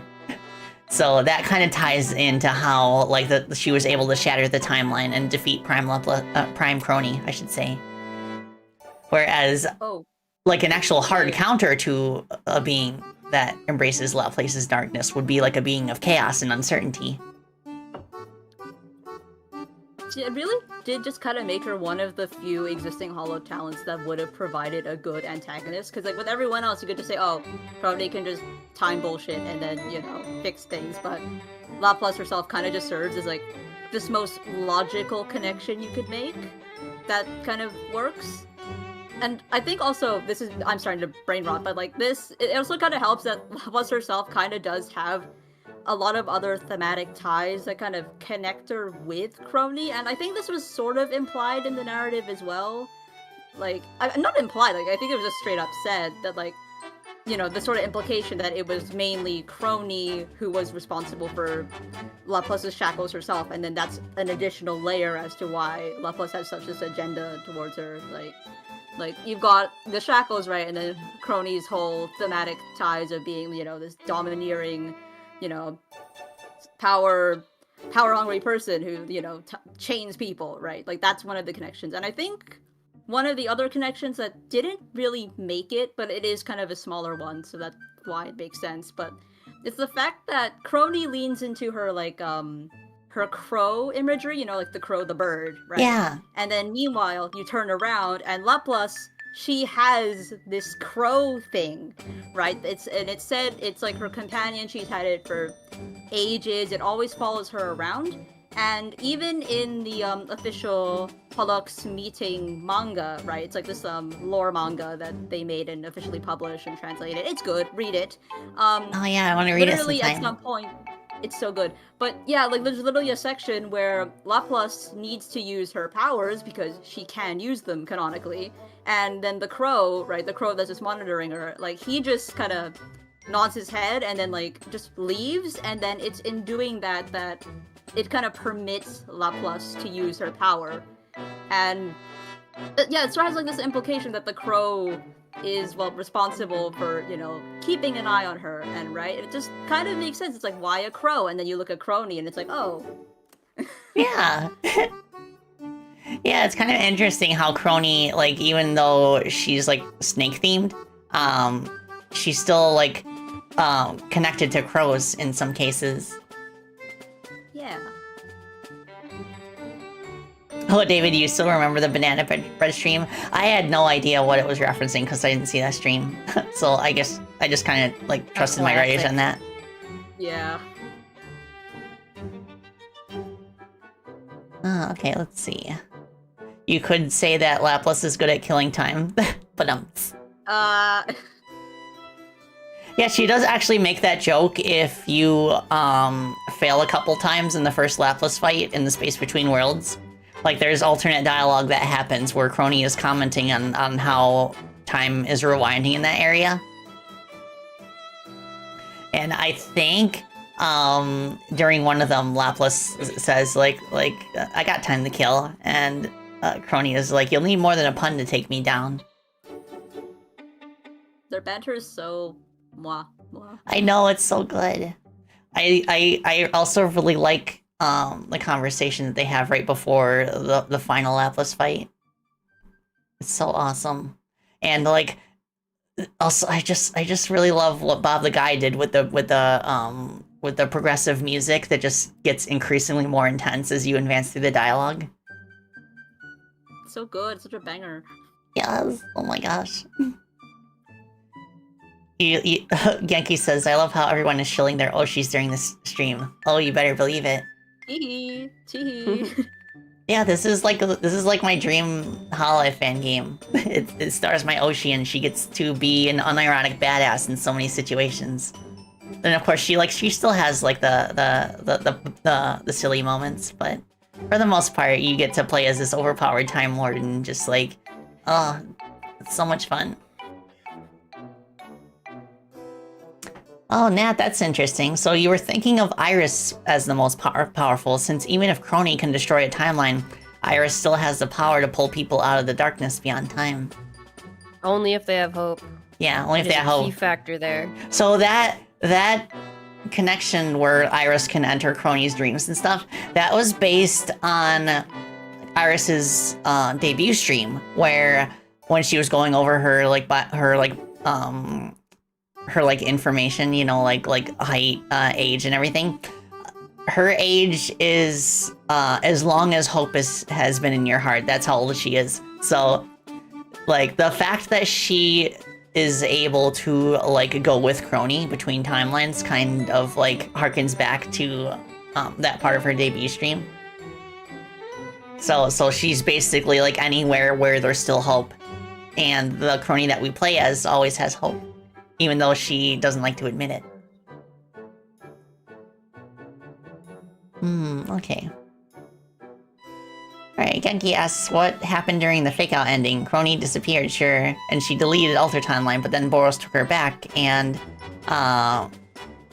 Timeline is back? What happened when Boros rescued her? Yeah, That timeline keeps going forward without her. Yeah. Because she went back in time. Oh, yeah, that's a really interesting thought. I hadn't thought about that. I mostly, whenever it comes to like whatever Boros does in terms of like teleporting her around different places, like I just try to not to think about it too much, because he's this like mysterious being that exists in all timelines at once. Which He's not any more powerful than her, though. I think she could have done it herself as well. Yeah, To be honest. it's kind of an interesting twist, because if I'm not mistaken, the most canon explanation is that Crony herself exists in all timelines, and Boros is the one who is kind of like the weaker one that she created. At least that's what I've heard. But at the same time, Yeah, because the gods created her, not him. right? And yet at the same time, a lot of the stuff that Crony has done, like her first 3D Live, for example, she just summons copies of herself. So I guess it's up to interpretation, but like specifically Gander fucking owns that fight. Yeah, so specifically for Chrono Gear, we went with the thought that like there are multiple Cronies that exist, like one for each timeline.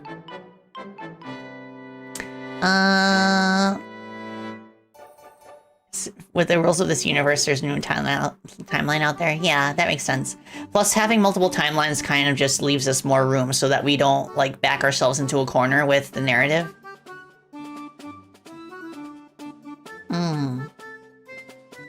Let's see. Boros versus Gander, who wins? Oh, yeah, Gander. Gander clears. Yeah, probably. By far. Oh, thank you, Astria. So the background of Alter Castle Road is jaw-dropping.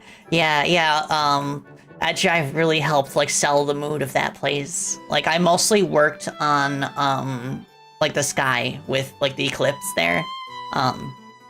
Adjive helped with, like, the rock spires and, like, everything in the foreground. And something, actually, that I really like with all of the Alter Timeline levels is that they're all dominated by a single color. which I think like really helps with the feeling that it's like a dead universe. So you have like Alter Belltown, which is dominating by blue, and then you have Hoshinova, which is dominating by yellow. You have green for World Tree, you have red for Castle Road, and you have orange for KFP Stadium. But yeah, gotta ask what happened there in Alter Castle Road with the dialogue in the battle later. It feels like Alt Iris might have been a part of it. Yeah, I think it's just a matter of, like, I feel like the environmental storytelling, like, says a lot. Like, actually, I've had a really cool idea with the indoor sections of Alter Castle Road where there would be, like, these exhibits in the background of, like, objects from all over the universe. And the implication is that humanity just kind of collapsed in on itself, and in their final moments, they just kind of, like, collected all of those items as a tribute to Gander to try and appease it and stop it from decaying everything. And ultimately it didn't work. So all that's left is just like those false monuments. Love Multiversary. Oh, I see you there, Blem. Hi. So Atomic asks, wait, so does Boros interact with every crony from every timeline? I don't think so, because he's just a tired boy. He constantly talks about wanting to take a nap. So I think he just like focuses on whatever he feels like he needs to at any given moment. Any given moment.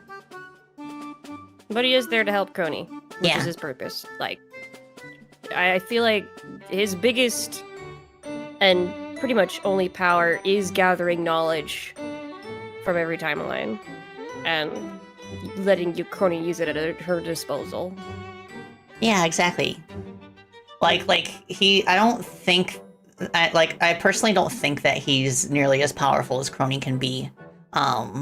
He's mostly there to kind of like act as guidance, and he very much has his limits. Because like the fact that he can look into any timeline at any given moment kind of like tires him out very easily, so he tries to like narrow his focus to specific timelines. So he does his best. That's her son.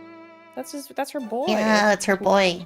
He doesn't. That's son boy. He ain't doing much, but that's hers. Yeah, I really enjoyed when Crony was streaming and she was getting into the finale and she was talking about how Boros is her boy, her son. It was so sweet. And she got really invested about what was happening to him in the finale. Oh. You mentioned platforming earlier, and I couldn't help but kind of grin. And yes, this is a platforming game. I'm sure everybody enjoyed Gloom, right? You guys love the level Gloom, right? Right? You guys love that level, right? You know, that reminds me, like, there's a fan-made tier list out there on Tier List Maker, and like some of the team members actually like made our own like tier lists of what our favorite levels are. It's cool to see different people's opinions, and like for the most part they love Gloom. Yeah, me too. The music does a lot for it too, but yeah, for the most part the tier lists that we've seen have like pretty much lined up with what we expected. Like, I'm very happy that a lot of people put like the final like few boss fights in the game very highly. I'm also like delighted to see that a lot of people rank Galaxy Gourmet highly as well. And like, that's a good one. Yeah, Ducky Got Arcade too. I can understand because it has a really cool gimmick. Yeah, thank you. That's my fucking favorite. That was crazy. When that level first came out, a lot of the design of each level really, you know, it doesn't reach us as the writing team because we're in our own corner, we're focusing on our work. So sometimes it'd be like, oh yeah, this is what it looks like. And I'm like jaw-dropping moment, like you decided overnight, over the weekend, like this is what the fuck, like it just bafflement and utter surprise, like we were not expecting it, and it was great. Awesome. Yeah, and it's funny you mention that because fun fact, the spaceship areas where you turn into a spaceship, those were coded and implemented in the game, like, very early on. Like, I think World of Time was the only world that existed when I worked on those. I just got the idea for them one day, and I knew I had to put it down, and implement it, like, in advance. So, like, I kept telling myself, okay, I'm gonna find a place to use this eventually. And, like, once we got to World of Chaos and started talking about Ducky God Arcade, I was like, yes, okay, this is the place. And it worked out really cool. It's such an awesome gimmick. And I'm really glad to see that people enjoy it as well.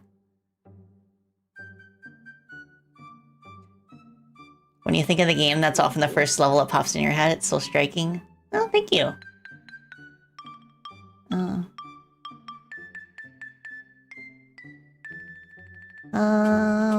Okay, Naz says, I enjoyed the ending, but I did have an issue with Crony seeming to suddenly give up and not use her Chrono Gear to stop her and Laplace from disappearing.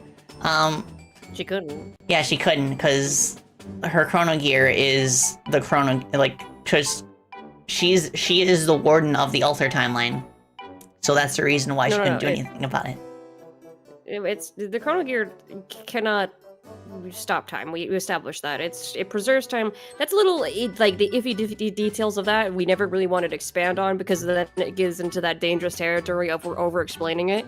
But it just, basically, the purpose of it is, A, makes her stronger, with the future strike, of course, but B, it preserves timelines, which in the essence of that, it stops decay, timeline decay, which is like the anomalous effects that you experience in Alter Timeline world, you know?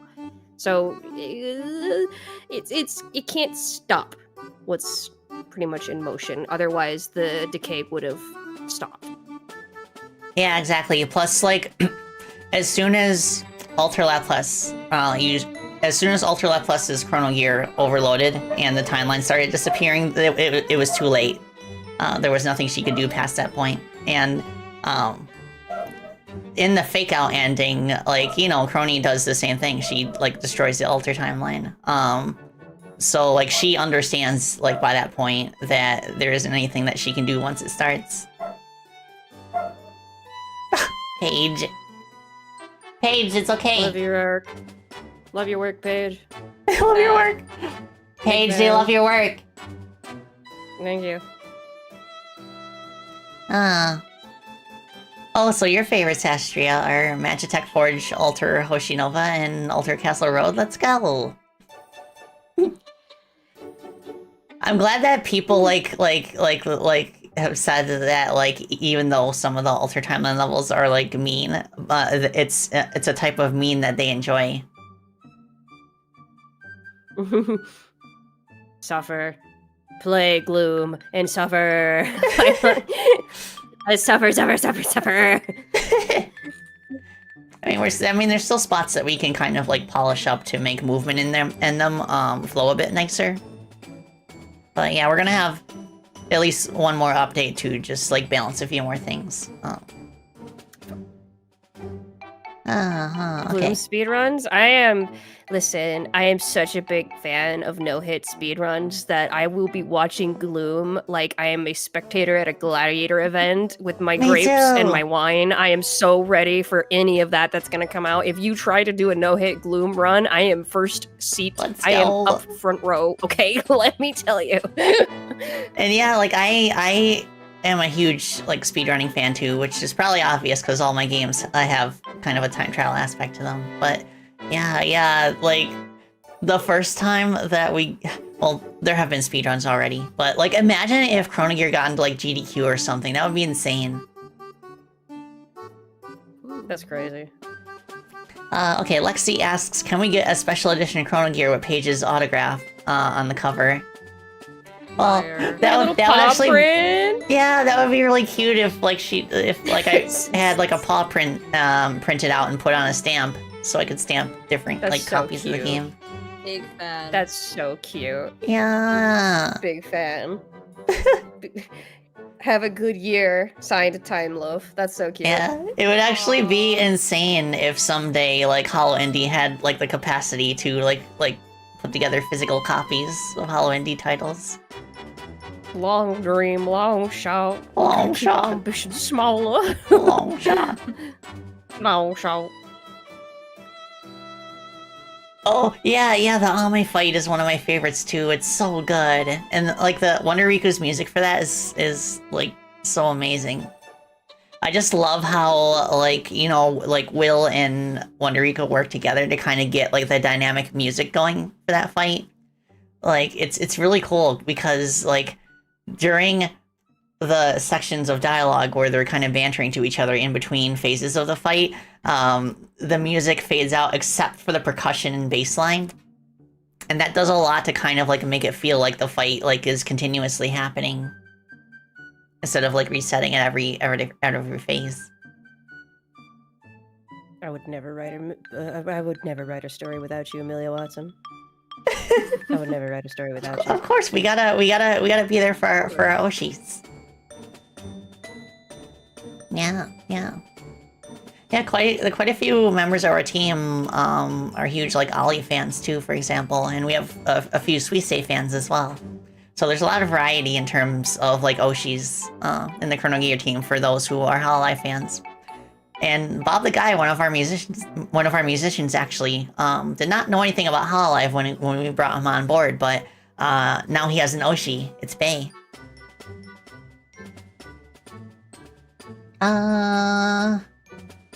Okay, Corvid asks, sorry for the slightly off-topic question, but was there any non-Hololive media the team referenced or was inspired by with the writing, visuals, or music? Amarat. Nice. Sigh. Yeah. Yes. Oh, what were you inspired by?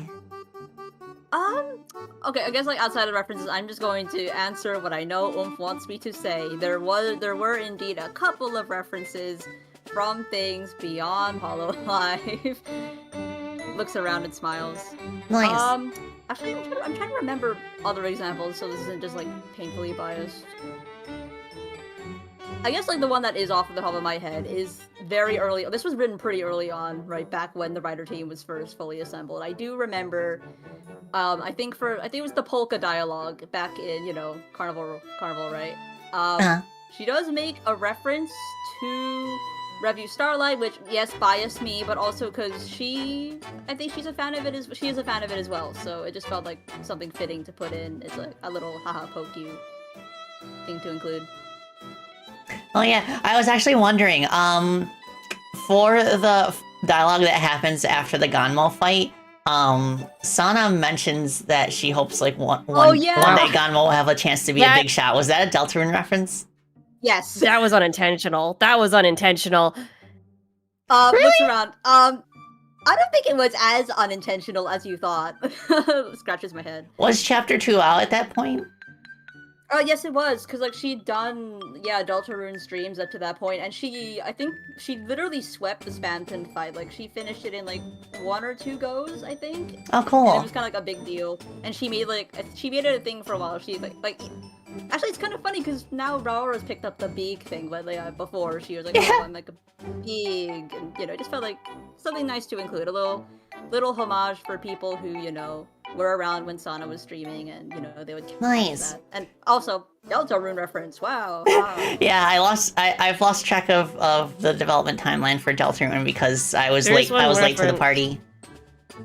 There's one reference nobody caught, and it's in Despair, Despair when you play it. Okay. It's one of the souls there references a line from Outer Wilds, because it's one of my favorite dialogue. Aww. Immersive stories. Oh, yeah. Nice. Oh, that one was so... Well, that's really cool.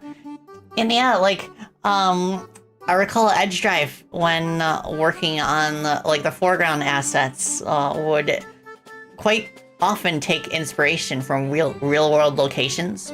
Like the look of Skytops was inspired by South American landscapes, and the look of Castle Road's architecture was inspired by Spanish architecture. Stuff like that. And yeah, I highly encourage fellow developers to take inspiration outside of video games as well, because you would be surprised how often that leads to something that feels wholly unique. Let's see, so Elsaba asks, another question I had, are you thinking of adding other languages to the game in the future? I would like to see that personally. Like, it depends on what the rest of the team is doing, and if we can bring in, like, more, like, professionals to help. But, yeah, like, there are a few languages out there that are ubiquitous enough that I think they would be worth pursuing, like Spanish, for example. But yeah. I like, generally speaking from a game design standpoint, I do feel that it's worth it to localize a game to other languages. Like, I actually think I heard somewhere that, like, statistically speaking, it leads to more sales than trying to port it to other operating systems like Mac or Linux. But of course, the game does exist on Windows and Mac right now, so... Well, wait, not Windows and Mac, Windows and Linux, my mistake. Mac is a little bit tricky because there's a whole, like, Apple certification thing.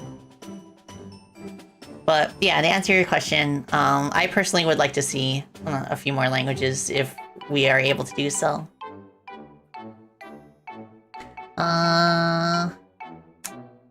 Shoot, I lost my spot again. Take a shot every time It's Spacey loses her spot. Is it a thing with OBS that, like, if I scroll down almost to the bottom, but not quite, it just jumps to the bottom? Yes. Oh, okay. Fine.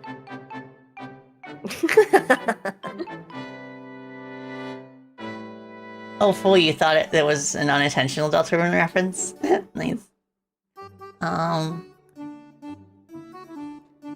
Oh, yeah, I think I actually remember that moment, Naoki, when Crony was streaming the game and the chat got woken up when they heard Sana say Big Shot.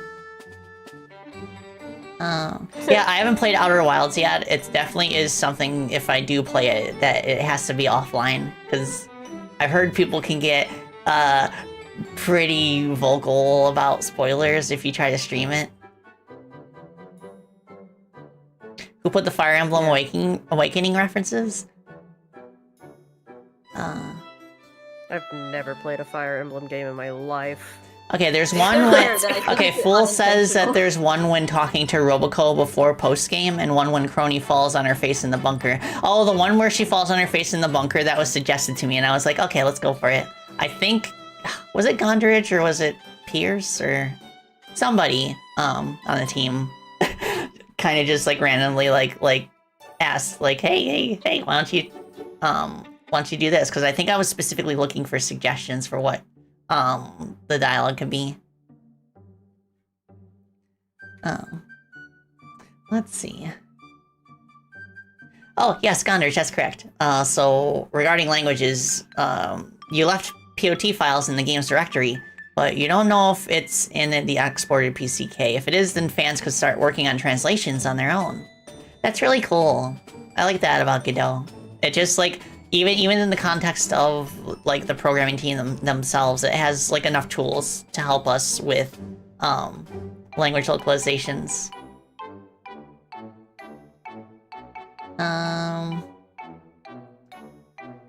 Okay, so Genki asks, not sure if it's been asked, but how was the writing process like, and communicating with level design teams and such? How much did the writing influence the levels? Yeah, for A lot. yeah, for a significant number of the levels in the game, they were their entire aesthetic and design was inspired by the script. Because for a lot of levels, actually, like, I had ended up making mood boards for them, which a mood board is basically just, like, a collection of, like, images, screenshots, artwork, anything that kind of invokes the feeling that you want in a given level. And quite a few of the mood boards were inspired by what actually goes on in the story. And, like, for the most part, from personal experience, getting the script done as one of your first things really helps inform how the game is structured. But, of course, it does go the other way around sometimes. Like, there were some cases where I didn't really know how I was going to accurately portray something that happens in the script, so we would end up changing the script a little bit to accommodate the gameplay. So it's a really interesting like tango between the two different sides, like the writing side and the game development side, and with clear and consistent communication, it most definitely like works out very nicely. What about you, Access? Okay. How do you feel about it? I think it was alright. I'm chill. I'm cool with it. Everything worked out. Ultra Plus #1 fan. That's kind of interesting you mentioned that. So you asked, how do you think justice would have fit into the plot if they were actually there? I'm not sure how I would think about that really, because like their whole like relationship with Advent and the whole Advent versus Justice thing would just like take up so much retail space. But it's kind of interesting you mentioned the Bureau of Justice line in KFP Stadium. That was actually not meant to be a Justice reference. That was written before they debuted. But I'm kind of glad that that line is phrased the way it is, to the extent that it did become like a sort of be changed too. That's what's funny. Yeah, He was supposed to change it because it ended up sounding too American for Kiara. Oh, right. Yeah, right. I think the specific like problem with it that we wanted to change is that a Bureau of Justice is not really something a European would say. But like retroactively, because of Justice's debut, it became something that she could actually feasibly say, assuming that Justice like exists in the game's timeline. So it's kind of funny how that worked out. At first it didn't work out, and then it did. Completely by coincidence. Sometimes problems do fix themselves. Edge, if you read the script, you spoiled the story for yourself. You owe me one. Yeah. That's the... I don't want to hear it. We wrote it. We never got to experience it for the first time. Shut up. Shut up. That's the toughest part of making a game like this and being such a big part of it, is that we'll never be able to experience it for the first time because we worked on it constantly. So, and I recall Trip like joking repeatedly in like voice calls about like how she can't wait to like get older and completely lose all memory of working on this game and play it again for the first time. God. Yeah. Yeah. It was like every writer's meeting. Yeah, it was, wasn't it? But it's still like really fun and memorable in its own way to build a game like this, and like compared to just playing it as a player.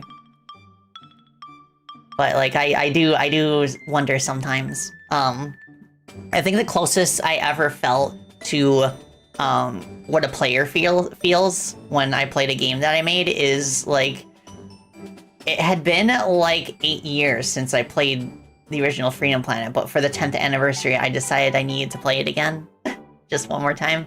And my memory of certain aspects of development has faded enough that it felt like probably the freshest experience of playing that game that I had ever experienced. So I must admit that I do think, Trip, that with time we'll eventually feel that way too about Chrono Gear. Like, as long as it's like a big enough gap from the last time that we played it, I think we could get pretty close to that feeling. Like, obviously it will never be like 1-to-1, but yeah, like especially like once we've all like started working on like additional projects in the future, we go back to this one and it's like, oh yeah, I remember when this happened. I mean, when the game launched, I was already cringing because it's 2-year-old script, and I'm like, oh god, it was bad. I was watching Crony stream it was like a lesson in putting my head against the wall and trying not to make a hole. It was very humbling.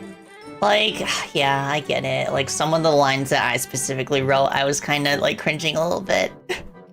Now, like, because now I kind of have a better understanding of why like Crony herself kind of like has a tough time listening to her old work, because it's something that we all go through, I think, especially as creatives. Like we do our best to like look positively on our old work, but we still can't help but like point out in our minds like the gap between how skilled we were back then versus now. Yeah, you say 10-year anniversary, Lexi, but just the 1-year anniversary. You can't predict in the VTubering sphere what could possibly happen I know. a year from now that will drastically change how this game feels for you. Yeah. Yeah, I just hope nothing happens that makes any dialogue in the game like feel really weird out of context. It's already we're beyond that. Yeah, we're beyond that. Point. Thankfully, everybody gets it. Like, I feel like there's an unspoken grandfather clause with regards to fan projects like this, where if you started working on it, and there are talents in it that have since graduated, thankfully there is like an understanding of that particular scenario. Oh, thank you, Lindsay. You like Galaxy Gourmet? Yeah. I liked the food theming of it too. It was really creative.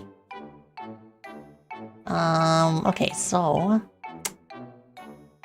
Blem asks, how many time travel timeline-based stories were you guys holding on to throughout development? What? I'm not sure the context there. Do you mean in terms of different like iterations of the story that might have been like completely different from before? Because if so, I remember like discussing this once when I was playing through the game yesterday, but like for a pretty long time we had no idea what we wanted to do with World of Civilization. It was just kind of a mess. Oh, yeah. And, it took us a really long time to figure out what we wanted to do with it. And actually, initially, Roboco was going to be, like, your mission control instead of Aki. But thankfully, something in Hololive came out that, like, helped us lock in on a concept. And that was the release of Promise's first music video, Our Promise. And, like we were so inspired by that we just, like, we knew immediately that we had to base World of Civilization on the Our Promise MV. The fact that they're just like... El Paradiso! Yeah! El Paradiso! Which is the name of the town that appears in the MV. So that ended up becoming the hub area. And we had the statue of Promise in it, just like in the MV. And I ended up, like, the day after the MV came out, I ended up, like, having a stream where I speed painted as many backgrounds from the MV as possible. And I think I did 3 of them, and 2 of them ended up making it in. One of them was... Castle Road's background, and then the other one was the door in front of the maze. And the MV also inspired the chess mimic enemy that appears in the maze, which, fun fact, is the only enemy in the game that I did not design. It was completely designed and animated by Edgedrive, and he did a very good job with it. See you in 10 years for the anniversary stream? Oh my gosh. 10 years from now, what could happen? What could happen? What is Hololive even going to look like in 10 years? Like, it's really, it's terrifying I don't to even think know about. what I'm gonna look like in 10 years. I know, right? Like, such a long time, but a 10-year anniversary is inevitable, so who knows? Those of us who are still around, I think it would be cause for celebration, of course.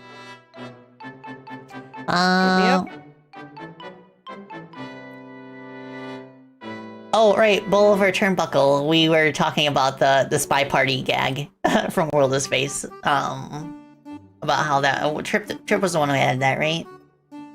Yes. Okay, yeah. A 2-year-old script? Yeah, we basically figured out the script. Most of it was figured out, like, as one of the first things that we ever did for the project.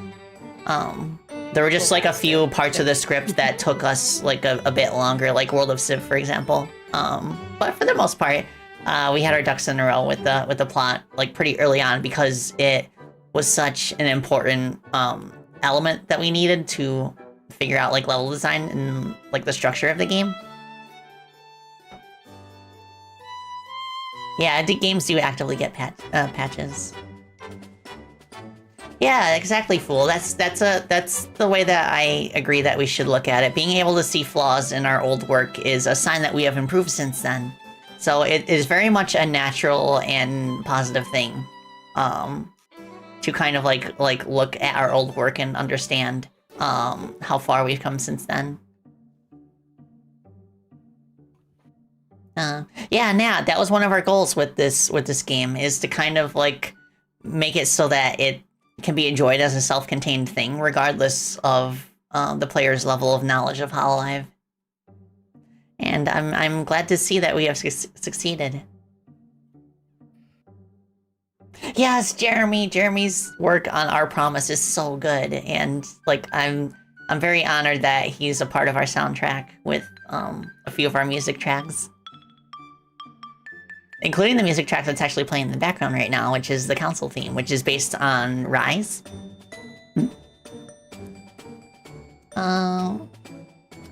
Let's see. Yeah, the Our Promise Envy did tie everything together so well. It was so clutch, my goodness. Civ as a concept was the one you didn't gravitate towards much, Astria, but it ended up being one of your faves. I'm glad to hear that. Yes, I agree, Blum. Edge cooks. Do you have any final questions we want to get in? We're getting to that hour. Okay, Blum asks, can you please don't make your next gauntlet longer, plees? Okay. No, we're gonna make it longer. You're gonna suffer. You're gonna like it. You know, You're gonna love it. Yeah, I was actually kind of nervous about what the reception would be to Tower of Darkness, because like we had so many ideas just because like Kidding, bro. Crony gets the Chrono Gear and the ability to toggle time on and off so late into the game, but when we were working on Tower of Darkness, we ended up having so many ideas for like time-based puzzles using the Chrono Gear. And even with how big it is, we felt like we were barely scratching the surface of the possibilities. And combined with the fact that we didn't really want to split the Tower of Darkness into separate levels, just because that's one specific instance where we felt like the break in between levels would kind of remove the tension of the finale. So we just had to trust our gut on that and hope that there was enough going on in Tower of Darkness that players wouldn't mind playing through it all in one sitting. And like, I understand the criticism for those who like did not enjoy the length. Totally understand. But like, for the most part, I'm glad to see that our players like have stuck through with it just because they were so invested in the story at that point. And like, if you think about it, it isn't really that much different from like how some games like Monster Hunter, for example, will have hunts that last like on average 20 minutes each. It's just the fact that it's such like a contrast between the previous levels in the game in terms of length. I think that's the reason why it stands out as kind of a weird decision. So yeah, like, I'm not sure if I want to change anything about it necessarily, just because doing that would make it feel like a pretty significant change. But at the very least, I'm glad that we implemented the suspend save feature. I think that's what saves it, because like players will always have an option to just kind of like save at the current checkpoint if they need to take a break. Oh, Genki, thank you. Tower of Darkness was so big, but also if there was any level that deserved it, it was that. It's called The Final Ascent. It felt so final, so epic, and so oppressing. Thank you so much. Yeah, the other reason why we felt it was okay is because it literally was the last normal level in the game. And, like, the Lapis fight turned out so well that we felt like that would be, like, a suitable reward for getting through such an ordeal. Yeah, Alexi, I feel that too. Like, I wish we could use the Chrono Gear in earlier levels as well. That could be another fun idea for post-game stuff someday, maybe, where there's, like, bonus areas that actually do incorporate, Chrono Gear puzzles. You never know. Yeah, Astria, like, that's what it felt like for me personally, too. Like you said, definitely felt like the devs put all these fun things they enjoyed, but had nowhere else to put them in. Just going all out with the sandbox. Yeah. Yeah, that helps too, Blem. The fact that the levels at that point were steadily getting, like, longer and more complex. Yeah, yeah. Well, Lori, really, Wow. only one here to think this, but wish Tower of Darkness would be even longer than this. Oh, I'm glad you feel that way. But yeah, sorry, I've been yapping a little too long here. No, the yapping's fun. The Okie yapping's fun. dokie. Yeah, yeah. Oh, it's a nice closing sentiment, closing up everyone's thoughts on this. I have 2 letters here. I'm getting this out of the way. I'm gonna get you out of the way first, Excess. What? You like this? Yeah. Okay. To you, my fellow writer, the one who was beside me for the last 2 years, who we both stood in front of massive problems in plot holes and development, and were scratching our heads and banging it against each other for the longest time. Yeah. Thank you. I couldn't imagine another partner in this endeavor. I couldn't imagine anybody else on my side in this. It was a dream come true. And being able to collaborate with you as someone who worked well with ideas and problems. We worked really well on things that came up as a problem. So it, in the end, really worked out, and I genuinely want to thank you for all you did and all you will do. I hope it would be a massive failing on my part if we never worked on anything ever again. So I hope one day we can write again together. Oh, thank you. It's an honor. It's an honor working with you and with Spacey. It's been like way more than an honor to be part of something so incredible and work alongside you incredibly talented individuals. Like, yeah, it'd be such an honor to continue that. Maybe one day. Yeah. To Spacey. 2 years ago, you approached a Discord and put out a call for writers, and I decided to throw my hat into the ring. My Trevicone, if you so wish. But I wasn't expecting anything out of it, and was pleasantly surprised when, to be honest, you pitched Doorway to Nowhere, which was your first thing you ever pitched, to draw in a writer. And I was like, there's no way. This is such quality, there is just no way. And I was brought in, and it felt like an extreme honor, and I wanted to make up for that by doing the best I possibly could to bring this story to life for you, in any way I possibly could, to make every single one of your dreams come true, and I sincerely hope that did reach it here at the end. I can't thank you enough. As someone, as a producer of this project, you really made it happen. I can't imagine anybody else in a position like yours, in the time we were given, in the scope we had, who could have gotten it done. Oh, thank you so much. Yay! It was a treat to work for you. Thank you. Amen to that. Yeah, thank you for helping me make my dreams come true. Thank you for giving me a chance. We'll do it again. Ritual bat hug. Actually, let me get my model in here. I bat. could actually do bat hug. Where is it? Yeah. I look forward to whatever Galaxy Trail makes next.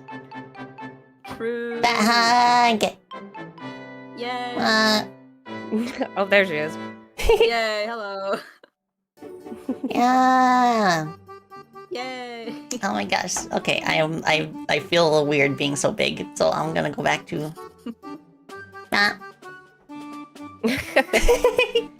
But yes. And finally, because I noticed that the team members are here in chat, they're trying to be really cute. You guys worked your asses off the last 2 years. Yes. You guys was did an amazing. amazing job. The writer team would be nothing without the artists, without the music, without all everything. We created it from the get-go, but you guys made it from the get-go. So, thank you from the bottom of my heart, because you made my dream come true with my very first game I ever worked on. So, thank you. Yes, thank you so much to the rest of the Chrono Gear team. Like, the fact that you are all here, no matter how big, how small your contributions are, no matter how many things you did, no matter what you worked on, you are the reason the game is as good as it is, and why the game is so special to so many people. So thank you all from the bottom of my heart. Now put it on your resume. Yes, put it on your resume. That's in order. All right, I think that about clears it though. Yes. Unless you guys want me to say more mushy words that make you go sniffle sniffle. Oh. Aww. But yeah, thank you everybody as well for stopping by to hear us yap. It means a lot. Thank you for stopping by, everybody. Thank you for your questions. Thanks. The spoiler ban is lifted, right? The spoiler ban is Yes, lifted, spoiler right? ban's It's lifted. Finally. So we can finally share all of our memes that we've been sharing to each other throughout development. I'm gonna make them kiss. Okay, thank you. Yeah. And if your questions weren't answered, you could literally just like, if you pestered us enough, you could probably get something out. Maybe. Yeah, maybe yeah. Not. Wink. Yes, exactly. Yeah. Okay. So you're gonna post more memes. Let's go. Post Okay. your memes. Alright, I'm gonna call it here. Once again, I still need to figure out the whole, like, rating thing on YouTube. So for now, I'm just gonna, like, wrap it up. But I'll go get a snacky, and then I'll post, I'll see who posts memes. Okay.